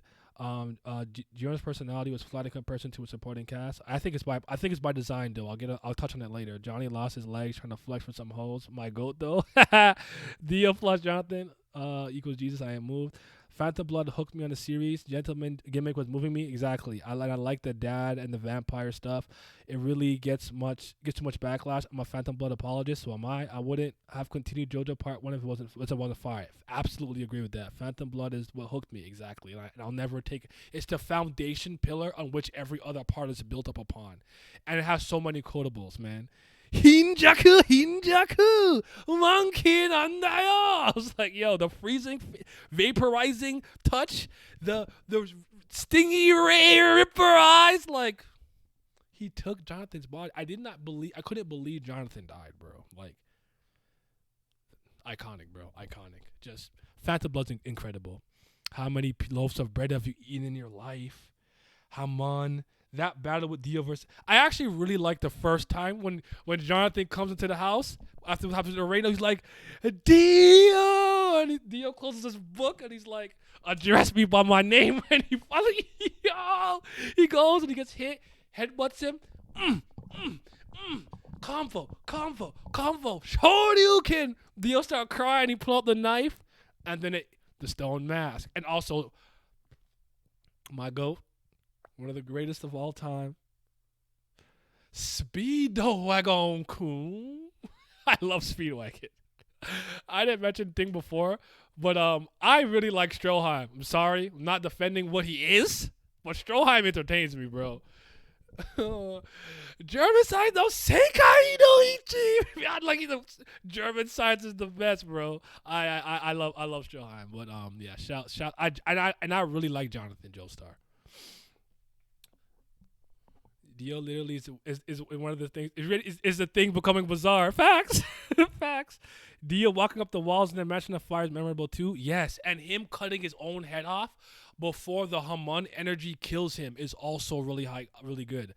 Let's get to 6 and to Stardust Crusaders though. Stardust Crusaders is a part that I think gets a lot of flack unnecessarily, but I actually want to admit that I was one of those people who thought that. I'll get into the Jotaro stuff when I can talk about it, but Jotaro was boring in part 3. I don't believe that anymore.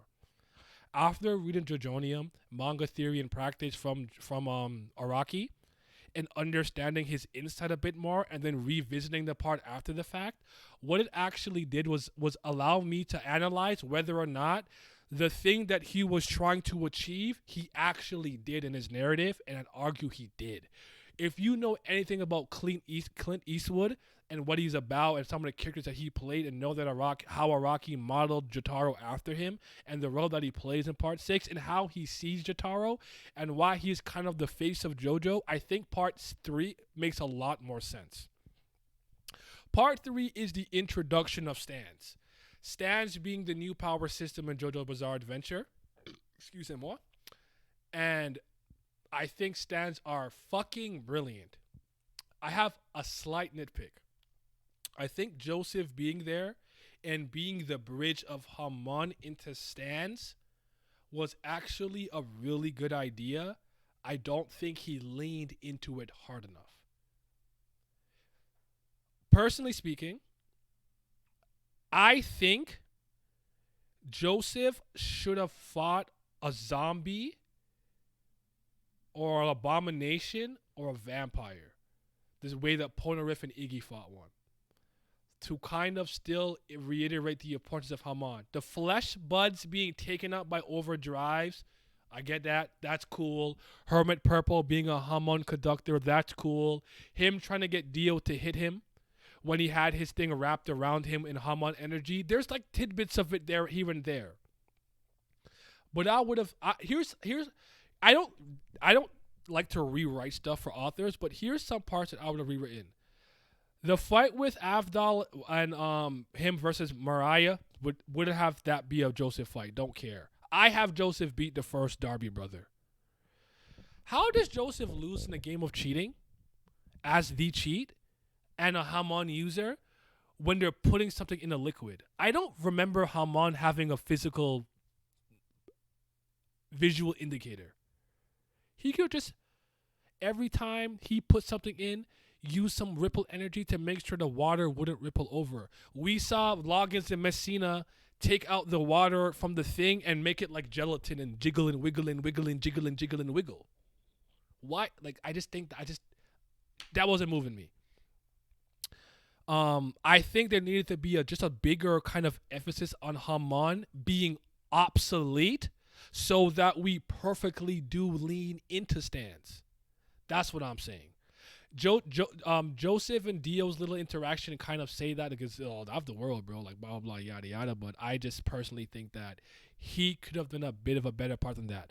Part 3 is obviously the prototypes for stand battles, and I argue in part 5 he is the best, has the best stand battles. But in part 4 he kind of perfects and fleshes out like the battle system. Because I do think there's shenanigans. I'm calling shenanigans in part 3. Starfinger.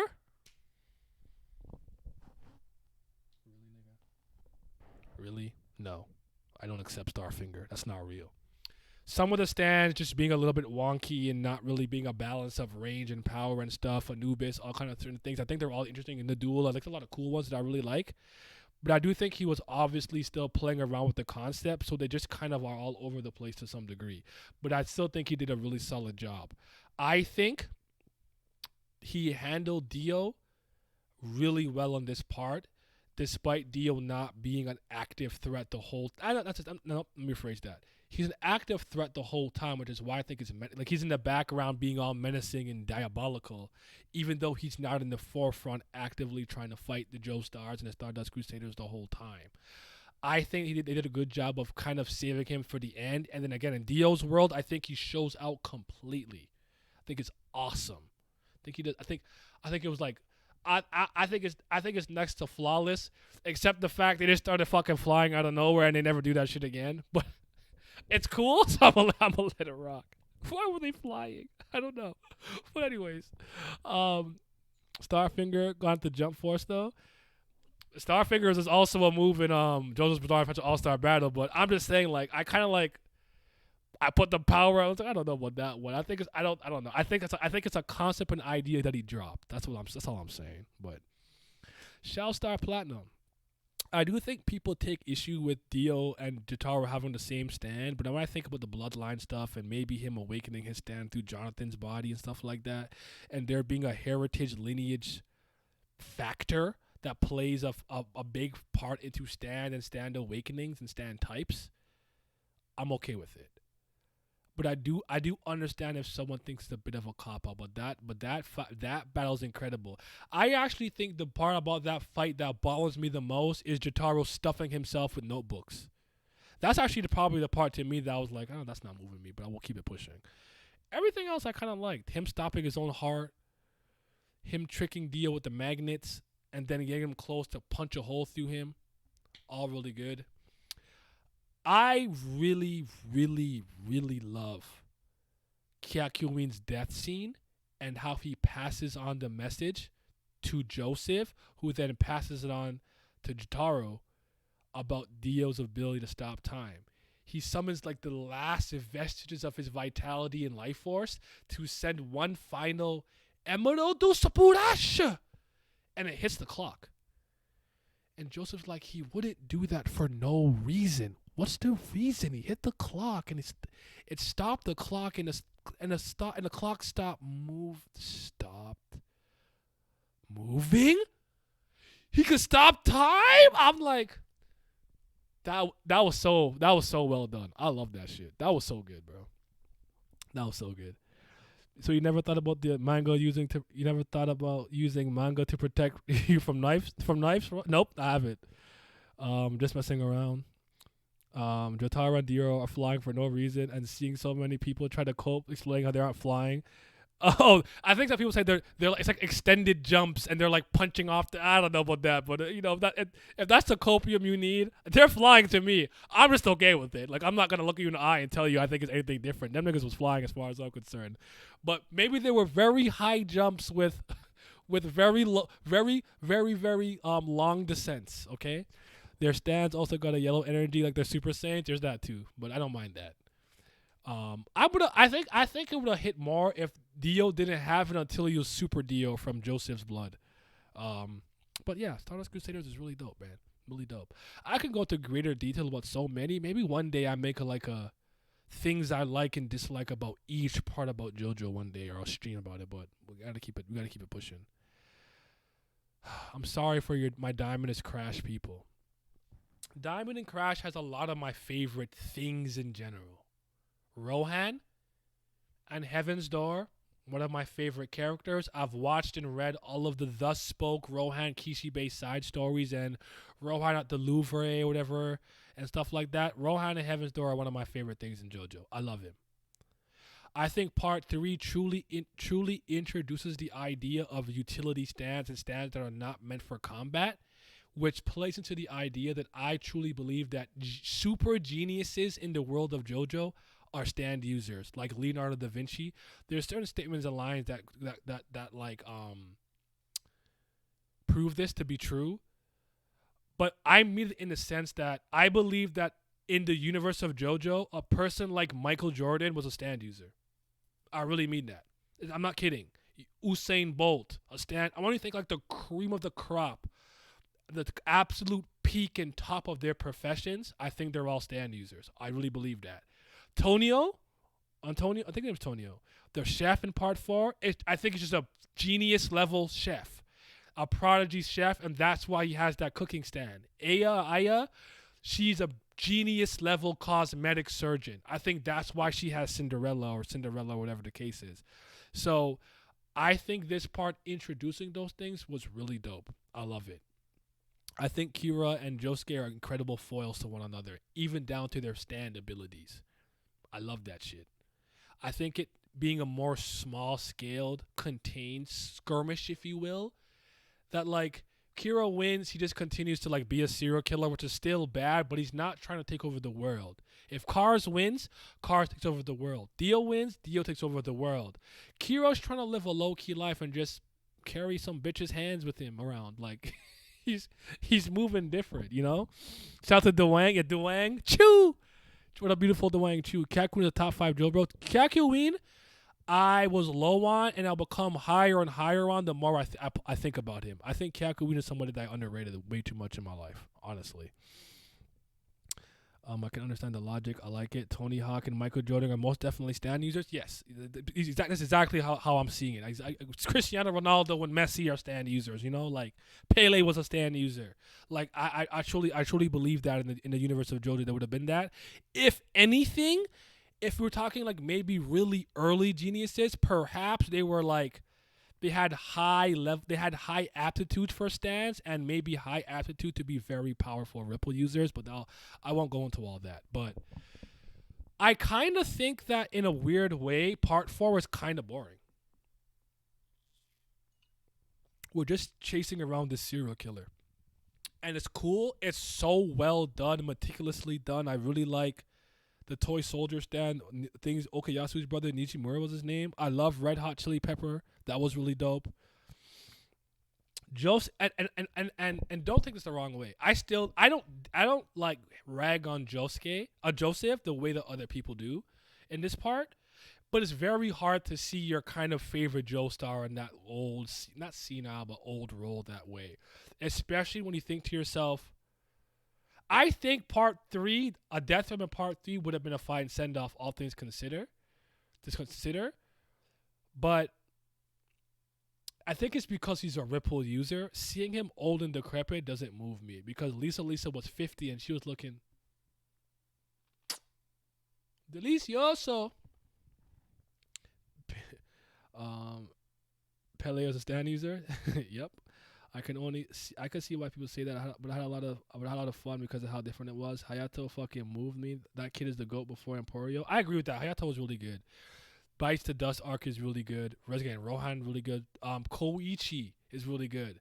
I think that as much as I think Jotaro's still a really good character in part 3, I think Jotaro's a much better character in the latter parts, part 6 and in part 4 especially, when he's more in that older mentor role and he's kind of calmed down. He's not in that delinquency adolescent stage. I think he comes across as such a much more palatable character from top to bottom that people that I know that don't enjoy Jotaro in part 3 love Jotaro in part 4. And there's small instances of nuanced stuff that I really like about part 4 Jotaro in contrast to Josuke. That's really cool. Remember the rat? The rat with the flesh, the little flesh stand? Jotaro catches that that flesh, whatever, to see what happens, and Josuke dodges it, just to show you a contrast in how their mind works. Maybe because he's a marine biologist and he wants to understand things on a deeper level. Where Josuke's like a teenager, and his is more like a, maybe like, oh no, don't touch me, ew, what the fuck's that? And he's like, what is this? Damn it, I'm melting. Josuke, can you heal me? Really, really, really cool stuff. And his moment with Kira, when Koichi did what he did, kind of the sheer heart attack stuff, was such a good moment for him. The way that he fucking fucked him up, despite being kind of on death's door, was incredible. S-H-I-T. Okay, master. Let's kill the hoe. Beachy. Koichi. Listen, I think Yukako's crazy. I wouldn't date her, but he short king, bag the bad ting. I'm not mad at my go Koichi. Give him the belt. He was the one, bro. He was the one. I like the cohesiveness of this town coming together to try to stop Kira too. I don't want to forget what's my ghost girl's name? Ghost girl. The one that saved Rohan with Arnold the dog. Why don't I remember? Remy. I like her too. And the alleyway with the thing that leads into the Dead Man Wonderland stuff with Kira is all stuff too. I read all the side stories, so I'm like a super JoJo like nerd. I read all the side stories and I own a lot of it too. Joseph not continuing his Hamon training was so dumb to me. That would literally saved his life on so many occasions. I could see him slacking because he's a slacker. But I don't know. I could never let myself I don't know, man. Because even look at how Strace looked at 70. He was still old, but he looked great for a 7. I don't know. Whatever, man. It is what it is. But you said almost said a Rachel. I didn't know Raimi, not Rachel. But like that stuff was really good. Again, let's talk about Killer Queen. Shia Hato Ataka. Kochiro Miro. Shia Hato Ataka Gakten Wanai. I think Killer Queen is one of the coolest stands in JoJo's Bizarre Adventure. And personally, everything that he kind of does with this stand is probably what pisses me off about fucking Mr. 5 and JoJo with the Bomu Bomu no Mi. I think the ability to turn stuff into to bombs and make things explosives is so fucking dope. And I really love that he has to detonate it. That's so cool. The fact that his fucking dad is protecting him as a serial killer is wild and crazy to me. Even like beyond and that little painting thing is cool. The nail stuff is interesting. Him infiltrating another family is interesting. I really like that part. Him getting bites to dust is super cool. Shout out to Hayato. Someone said in the chat earlier, Hayato was a really good character. That nigga tried to protect his mom, and I respect that. And knew his dad was gone. It's just hard. It's a hard pill to swallow. But great part, man. Great part. I'm trying to think of anything I'm forgetting. I love when I have to admit that like Josuke, Okuyasu, and Koichi are like pretty normal teenagers to me. Josuke part 4 is not one of my favorite Joestars, but I do really like that he comes across to me as a genuine regular teenager. He's mad when he needs to be. He's goofy when he needs to be, and he tries to make a little bit of money to get a little drip. Them trying to use Harvest to like get the little lottery tickets, and like him trying to get some money off Rohan because Rohan got bread. He got yen stacked up to the ceiling. I think is just all shit teenagers would really try to do, especially if he kind of had some like supernatural powers. I really like that, man. Please don't take it the wrong way that I have it so low here, because I truly have nothing but respect and admiration for anything that Araki has done. And then we reached Vento Guerrero Golden Win, which I believe is comparatively the worst part of JoJo's Bizarre Adventure. Though I am not saying it is the worst. I'm not saying it's a bad part or just bad. I just think it's the worst. That's all I'm saying. And it's very unfortunate because I believe Part 5 has a lot of the things that I believe are the best. I think they have the best minor antagonist group. I do not think La Squadra is topped by any other general minor antagonist. I can see somebody making a solid case for Steel Ball Run with who their president sends after them, and I'm not mad at it, but I don't agree. I don't think there's any misses from Melone Di Molto getting bit by the snake and dying. From, you guys know how much I love the Grateful Dead with Prosciutto and Pecci. Mamoni, like, oh, I love them. Giacchio, with White Album and White Album Gently Weeps. Bonjour mon coeur, how are you? White Album Gently Weeps. Risotto getting robbed because of Narancia coming through. Like, I think Part 5 does so much really well. Even Chocolata and what was the other dude that wears the stands that was in the ground? I can't remember his name. He recorded stuff. Like, I truly believe this part has the best minor antagonist, and I don't think it's close, personally. But I see a case for Steel Ball Run. I think you could I could see somebody saying maybe the trio of Josuke, Koichi, and Okayasu, and perhaps the Stardust Crusaders. But I even think because these guys are in the Mafia, Passione, the group that we follow, are the best tight-knit group of protagonists that we follow in JoJo's Bizarre Adventure. I mean that.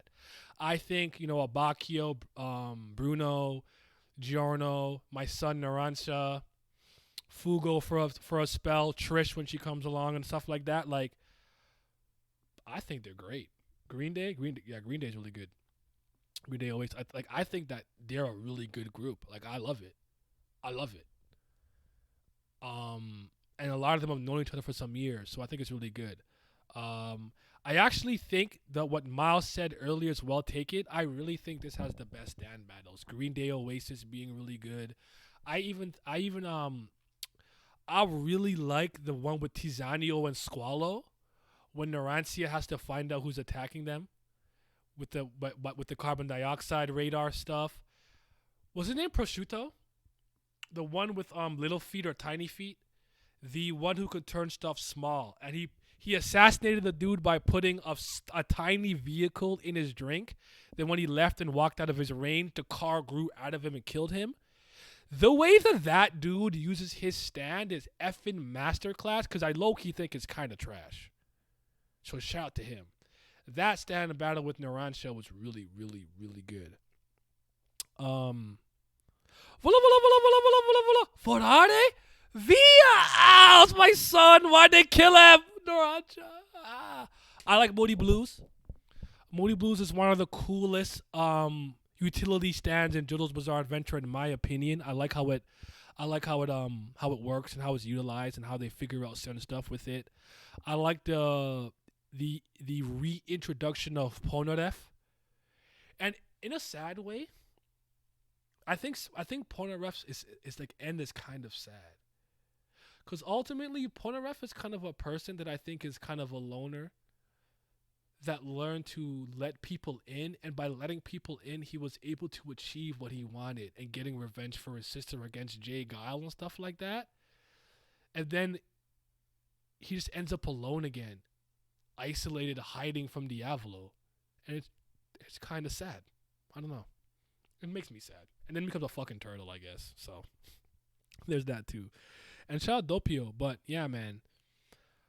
It's just Part 5's ending, I just think is not good. I'm kind of not a fan of Gold Experience Requiem, to be honest, and its ability I think is effing broken. I don't like the stupid ball and everyone seeing it from a different angle and the shadow behind you, so you gotta break it from a certain angle. That really and truly did not move me. So I didn't like that. I don't like that when it was Diablo's turn to show out. Silver Chariot Requiem body swapped everybody, so we didn't even kind of get to see him in action in his own body. I thought that was kind of lame, personally speaking. So again, I just think that this part it fizzles out. It ends with a whimper and not a bang, and that just kind of hurts it overall for me. So yeah, let's get to the last section of this stream. And let's talk up. Actually, is there anything else want to say about that? Nah, I'm good. I think I'm gonna part 5. I like Trish. Oh, Notorious B.I.G. That's what I'm gonna bug about. I think Notorious B.I.G. is funny. And if you think I'm bugging, tell me I'm bugging. How the fuck did that nigga know he had a stand ability, or that his stand ability did that, or that it only works when he's dead? Like, what? How could you even pilot test that? Like, I gotta die for this stand to work? I think Notorious B.I.G. is one of the funniest stand concepts that exists in the JoJo's universe, to the point that they didn't beat it. They unleashed an unkillable, unseeable fucking stand in the ocean that's just gonna kill a bunch of people. That's so fucked up. But shout out to Trish. Because this was one of the first arcs that you had to see them fight without Giorno or kind of Butchart. Well, I don't know if Butchart was in. Giorno, that way, was interesting. So yeah. He's like, no, you're not bugging. I questioned that myself. Okay, I'm like, what? How do you even know? That works? Oh, Black Sabbath is underrated. With the fucking Jabba the Hutt guy. What's his name again? He makes you a capo or whatever. I don't remember his name, but the big guy in jail who lets you into Passione. I think Black Sabbath is also underrated. And again, Bruno Bucciarati, I think is the best drill bro, and he was really dope. I don't think Fugo was so broken that he had to be written out of the story, especially with space-time abilities existing. But I guess Purple Haze is pretty busted, so to speak, but I don't think so. And I am not the biggest fan of Purple Haze feedback. I did read it, but let's get into the main protagonists of JoJo's Bizarre Adventure and my favorite ones. So I got Jolene Cujo at 1, Joseph Joestar at 2. On any given day, those can swap. Just ask me. I might have Joseph at 1, Jolene at 2. Joseph Fumikuji or Joe Tusuke of Part 4, Josuke Gappy as 3. I have Jotaro Kujo at 4 and Jonathan Joestar at 5. At any given day, I might swap those two as well, so that's not concrete locked in.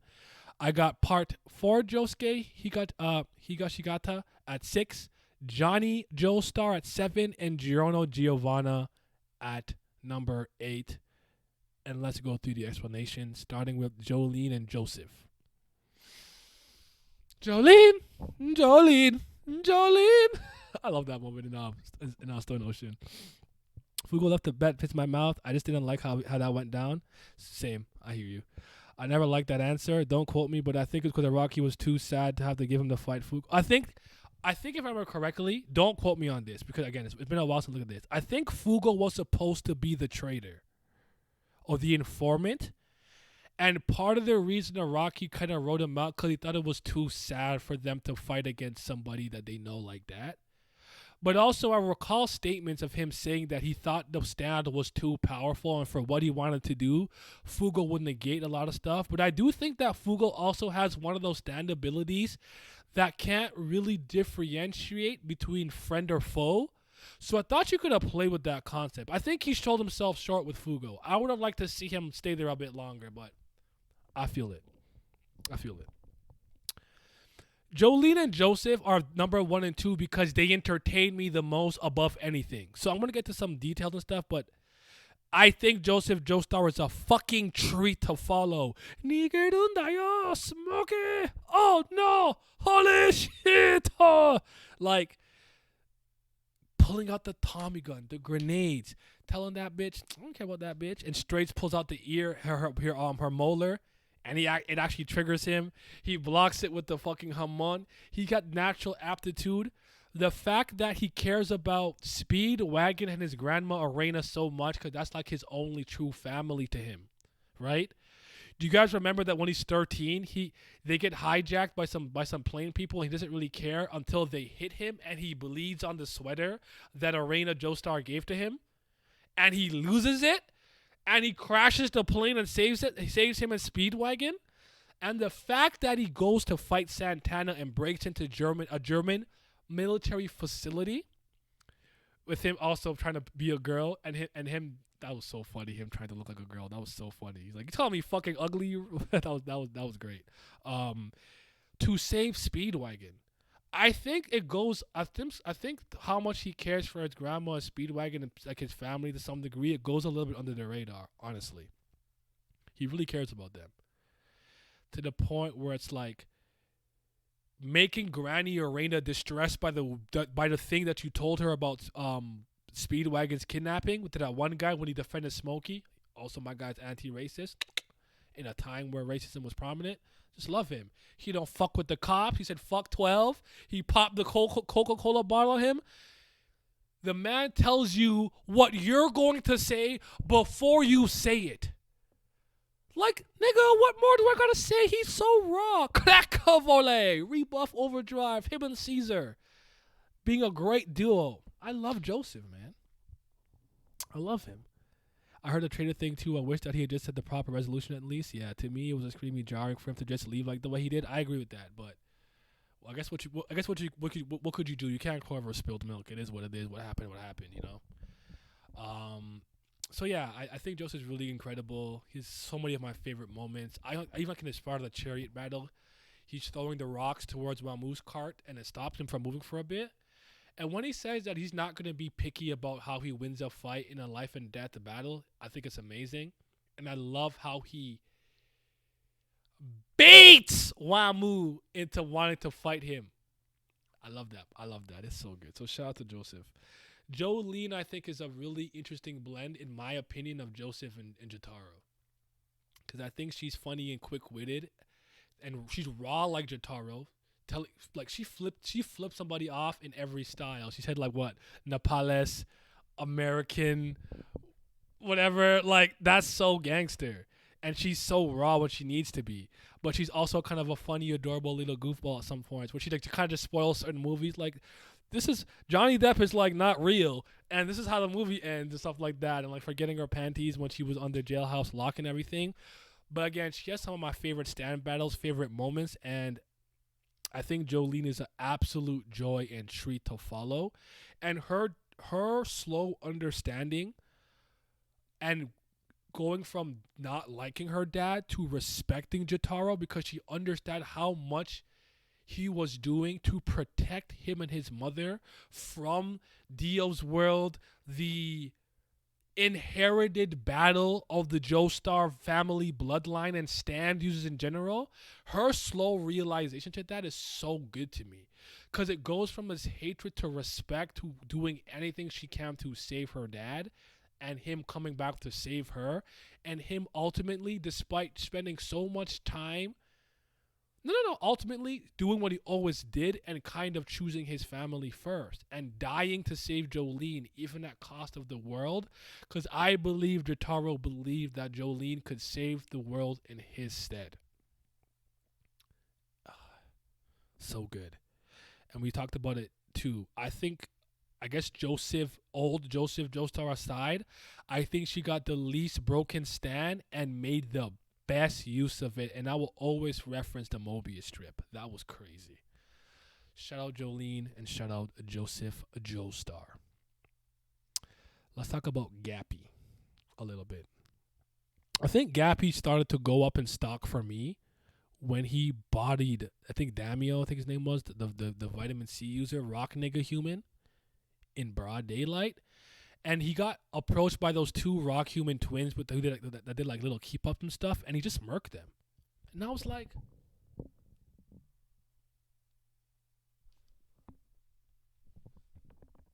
just like that? Just like that? Straight up daylight murder? He's raw. He's raw. I honestly started to love him when I jumped into the backstory with Josefumi Kujo and his mom, and then Kira Yoshikage's mom in this universe, and them trying to get the Rokaka fruit, and them ultimately losing against the rock humans and having to go under the equivalent exchange to become the version of Josuke that he becomes in this version. I think it's all really brilliant, and how far he was willing to go for his surrogate mother, or whatever we want to call her, godmother, so to speak. I think it's so good. I think his relationship with Yasuo was one of the best romantic relationships in the series. I really like it. I think Soft and Wet Go Beyond especially is one of the best stands that a main JoJo got. I think Soft and Wet is so effing dope. I love the sailor hat, sailor uniform. Fabulous midriffs. We showing our abs, our midriffs are out. And I think the way he utilizes his stand is effing brilliant too. I just think he's so cool to me. And I honestly, for whatever reason, find him slightly more interesting than the fourth part Josuke. Joseph is so hilarious to me. I have a great time with him on screen. Absolutely. That was one of my favorite moments from him. Joseph is so good. I just think that part 3, I think he could have been a little bit better utilized. But one of the things that I truly appreciate about Gappy too, and I think this somewhat goes under the radar. I said that's not what I wanted to say. I totally misspoke. Sorry. One of the things about Gappy that really hits for me personally, I'm so sorry. I don't know where my mind was going for a second. I malfunctioned. For me is, some people have a thing in storytelling they generally don't like. Like, are you guys familiar with the YouTuber Donkey? Donkey does not like JRPGs. So if Donkey likes a JRPG, they probably did something really right, because he doesn't tend to like that genre like that. I'm not a first-person shooter guy, but I like the BioShock series. So if I like a first-person shooter, it might have some merit because I don't generally like them. Some people hate time travel in stories, multiverses, parallel dimensions, whatever the case is. I hate amnesia, but I love it here. It doesn't bother me here. And when I think about equivalent exchange and him being half and half and of certain people and certain things like that, I think it comes full circle and it even makes sense. So you had a story where amnesia played such a huge role in things, and I liked it. And I have to give him credit for that, because that's a testament to how well he did with that part, and I don't tend to like amnesia. So, shout out to Gappy. Jotaro, I think I spoke about him again. The Clint Eastwood stuff. I think he's such a raw stoic character. I think stoicism is misunderstood, because I do see some people say that Jotaro is emotionless.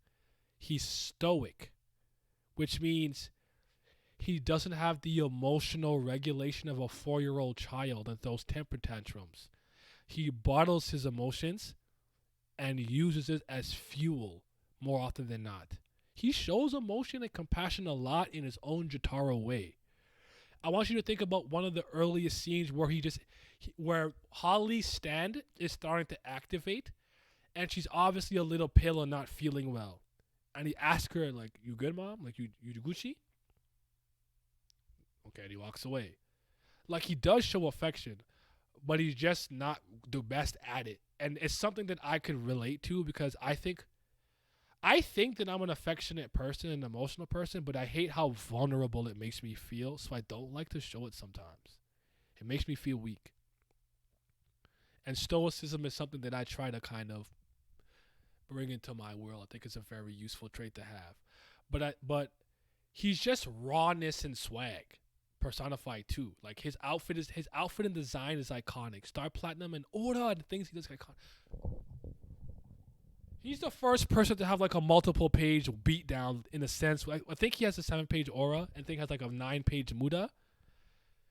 He's just writing down, okay, you took my watch, you fucking with my grandpa, you stole this, you haven't beat my ass, almost chopped my hand off.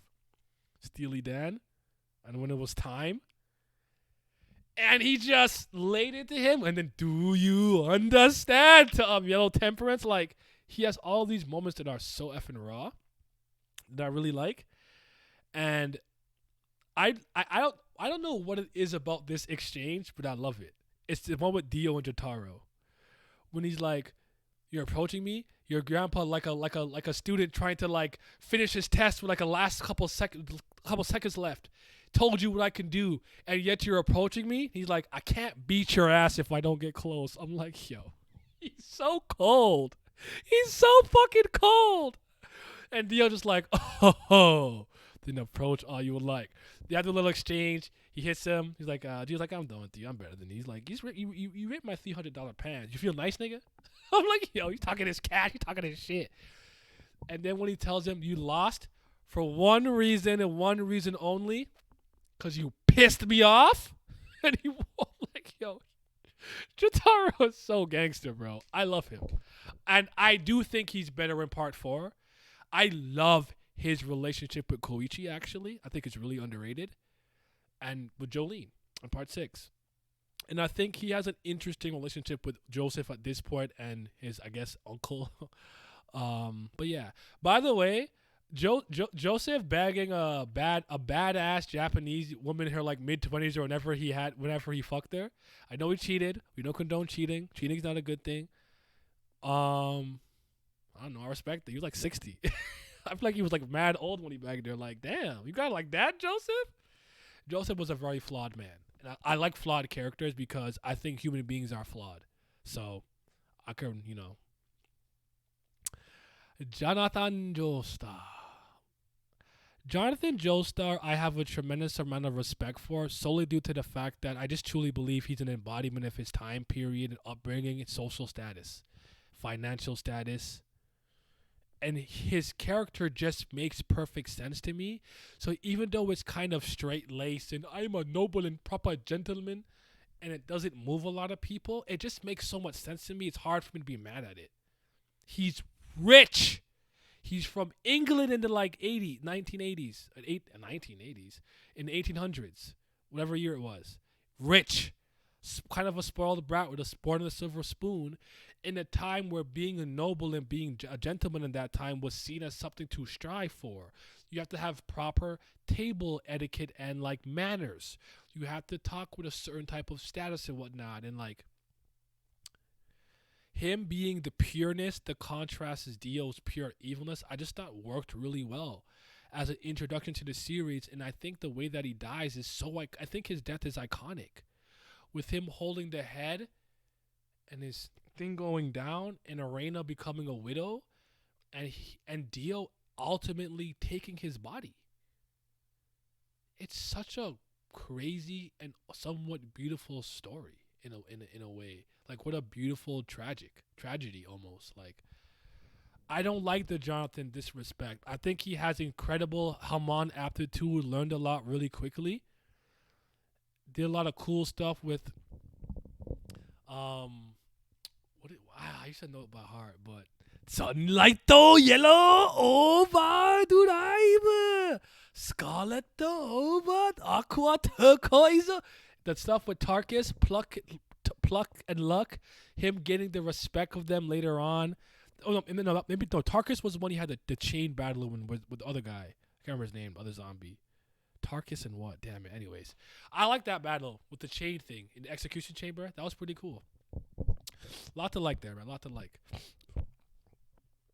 Sorry. Dio's Tatar was so raw, and it plays the older plays. Remember when Dio was so cautious that he was doing the extra shit to make sure Jotaro was dead? Then he jumps like a cat when Jotaro was scratching the ground. I was crying, like because Dio, in a sense, lost or has so much respect for Jonathan's bloodline. He's like, these guys have tremendous luck and survive a lot. I gotta decapitate him just for my own sense of security. You're right. That's a good point. Jonathan is perfect for starting the series. I heart him and his journey. 100% agree. I kind of spoke about Josuke being like a regular teenager. I like him for that. I like the hair gimmick. I really wish we learned who his kind of savior was when he was sick and stuff, but that would have been cool. I think the anger he has towards Joseph for a little bit, but then Joseph during the Shizuka Joestar when the invisible baby stuff gained respect to him is a pretty underrated moment. And I love that he arguably gave Angelo, the person who killed his grandfather, a fate worse than death by turning him into like one of like the Angelo stone. That was really good. But his design, I really don't have much to say about him. I think he has a great design. I think he has a great stand. I think Highway Star is one of the really good arc when he heals Buddy to just pack him back up again and put him back in the hospital bed was really good. I like his relationship with his mom. I like his relationship with his grandpa, with Jotaro, with Joseph, with Rohan, with Koichi and Okayasu and stuff. I think he's a good character. I don't really have too much to say about him. He just doesn't resonate with me as much as the other people, but he's great. Johnny's the one that I want to get to because I think this is one of my most, contentious takes. It's pretty polarizing. And I'm going to start with by saying something even more polarizing. He crippled. He can't walk. Now, there's nothing wrong with that. I am privileged enough to be able-bodied. I'm not going to act like that's not a thing. But he can't walk. Like, just stop moving me. Like, walk, nigga. Like, he walks later, I know. Don't know if that perfectly makes sense. I saw it coming, so it didn't bother me. But he walks later, but he's, like, not walking the whole series. And I was like, that's not moving me. I think his design's fine. I don't love it or hate it. His design's cool and everything. But Johnny's a character that, like, I don't like him as a person.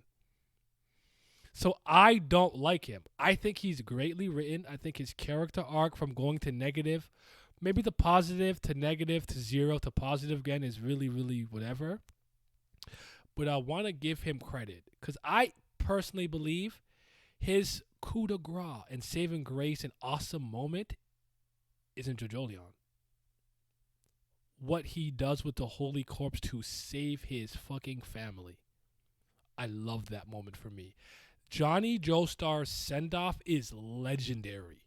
I love that shit. That, to me, is his best moment.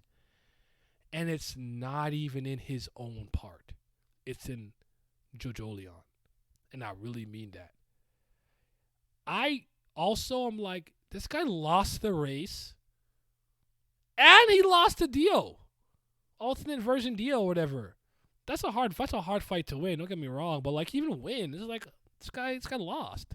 I don't know if I respect it. You know what I'm saying? But yeah, Johnny in Civil War I like.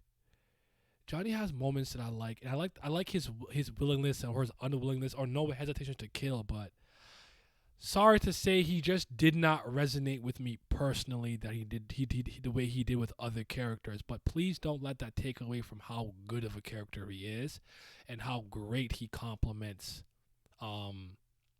Steel Ball Run and I guess Gyro. But also, I do think he gets outshined by Zappelli in his own part. I think Gyro completely outshines him in almost every conceivable manner.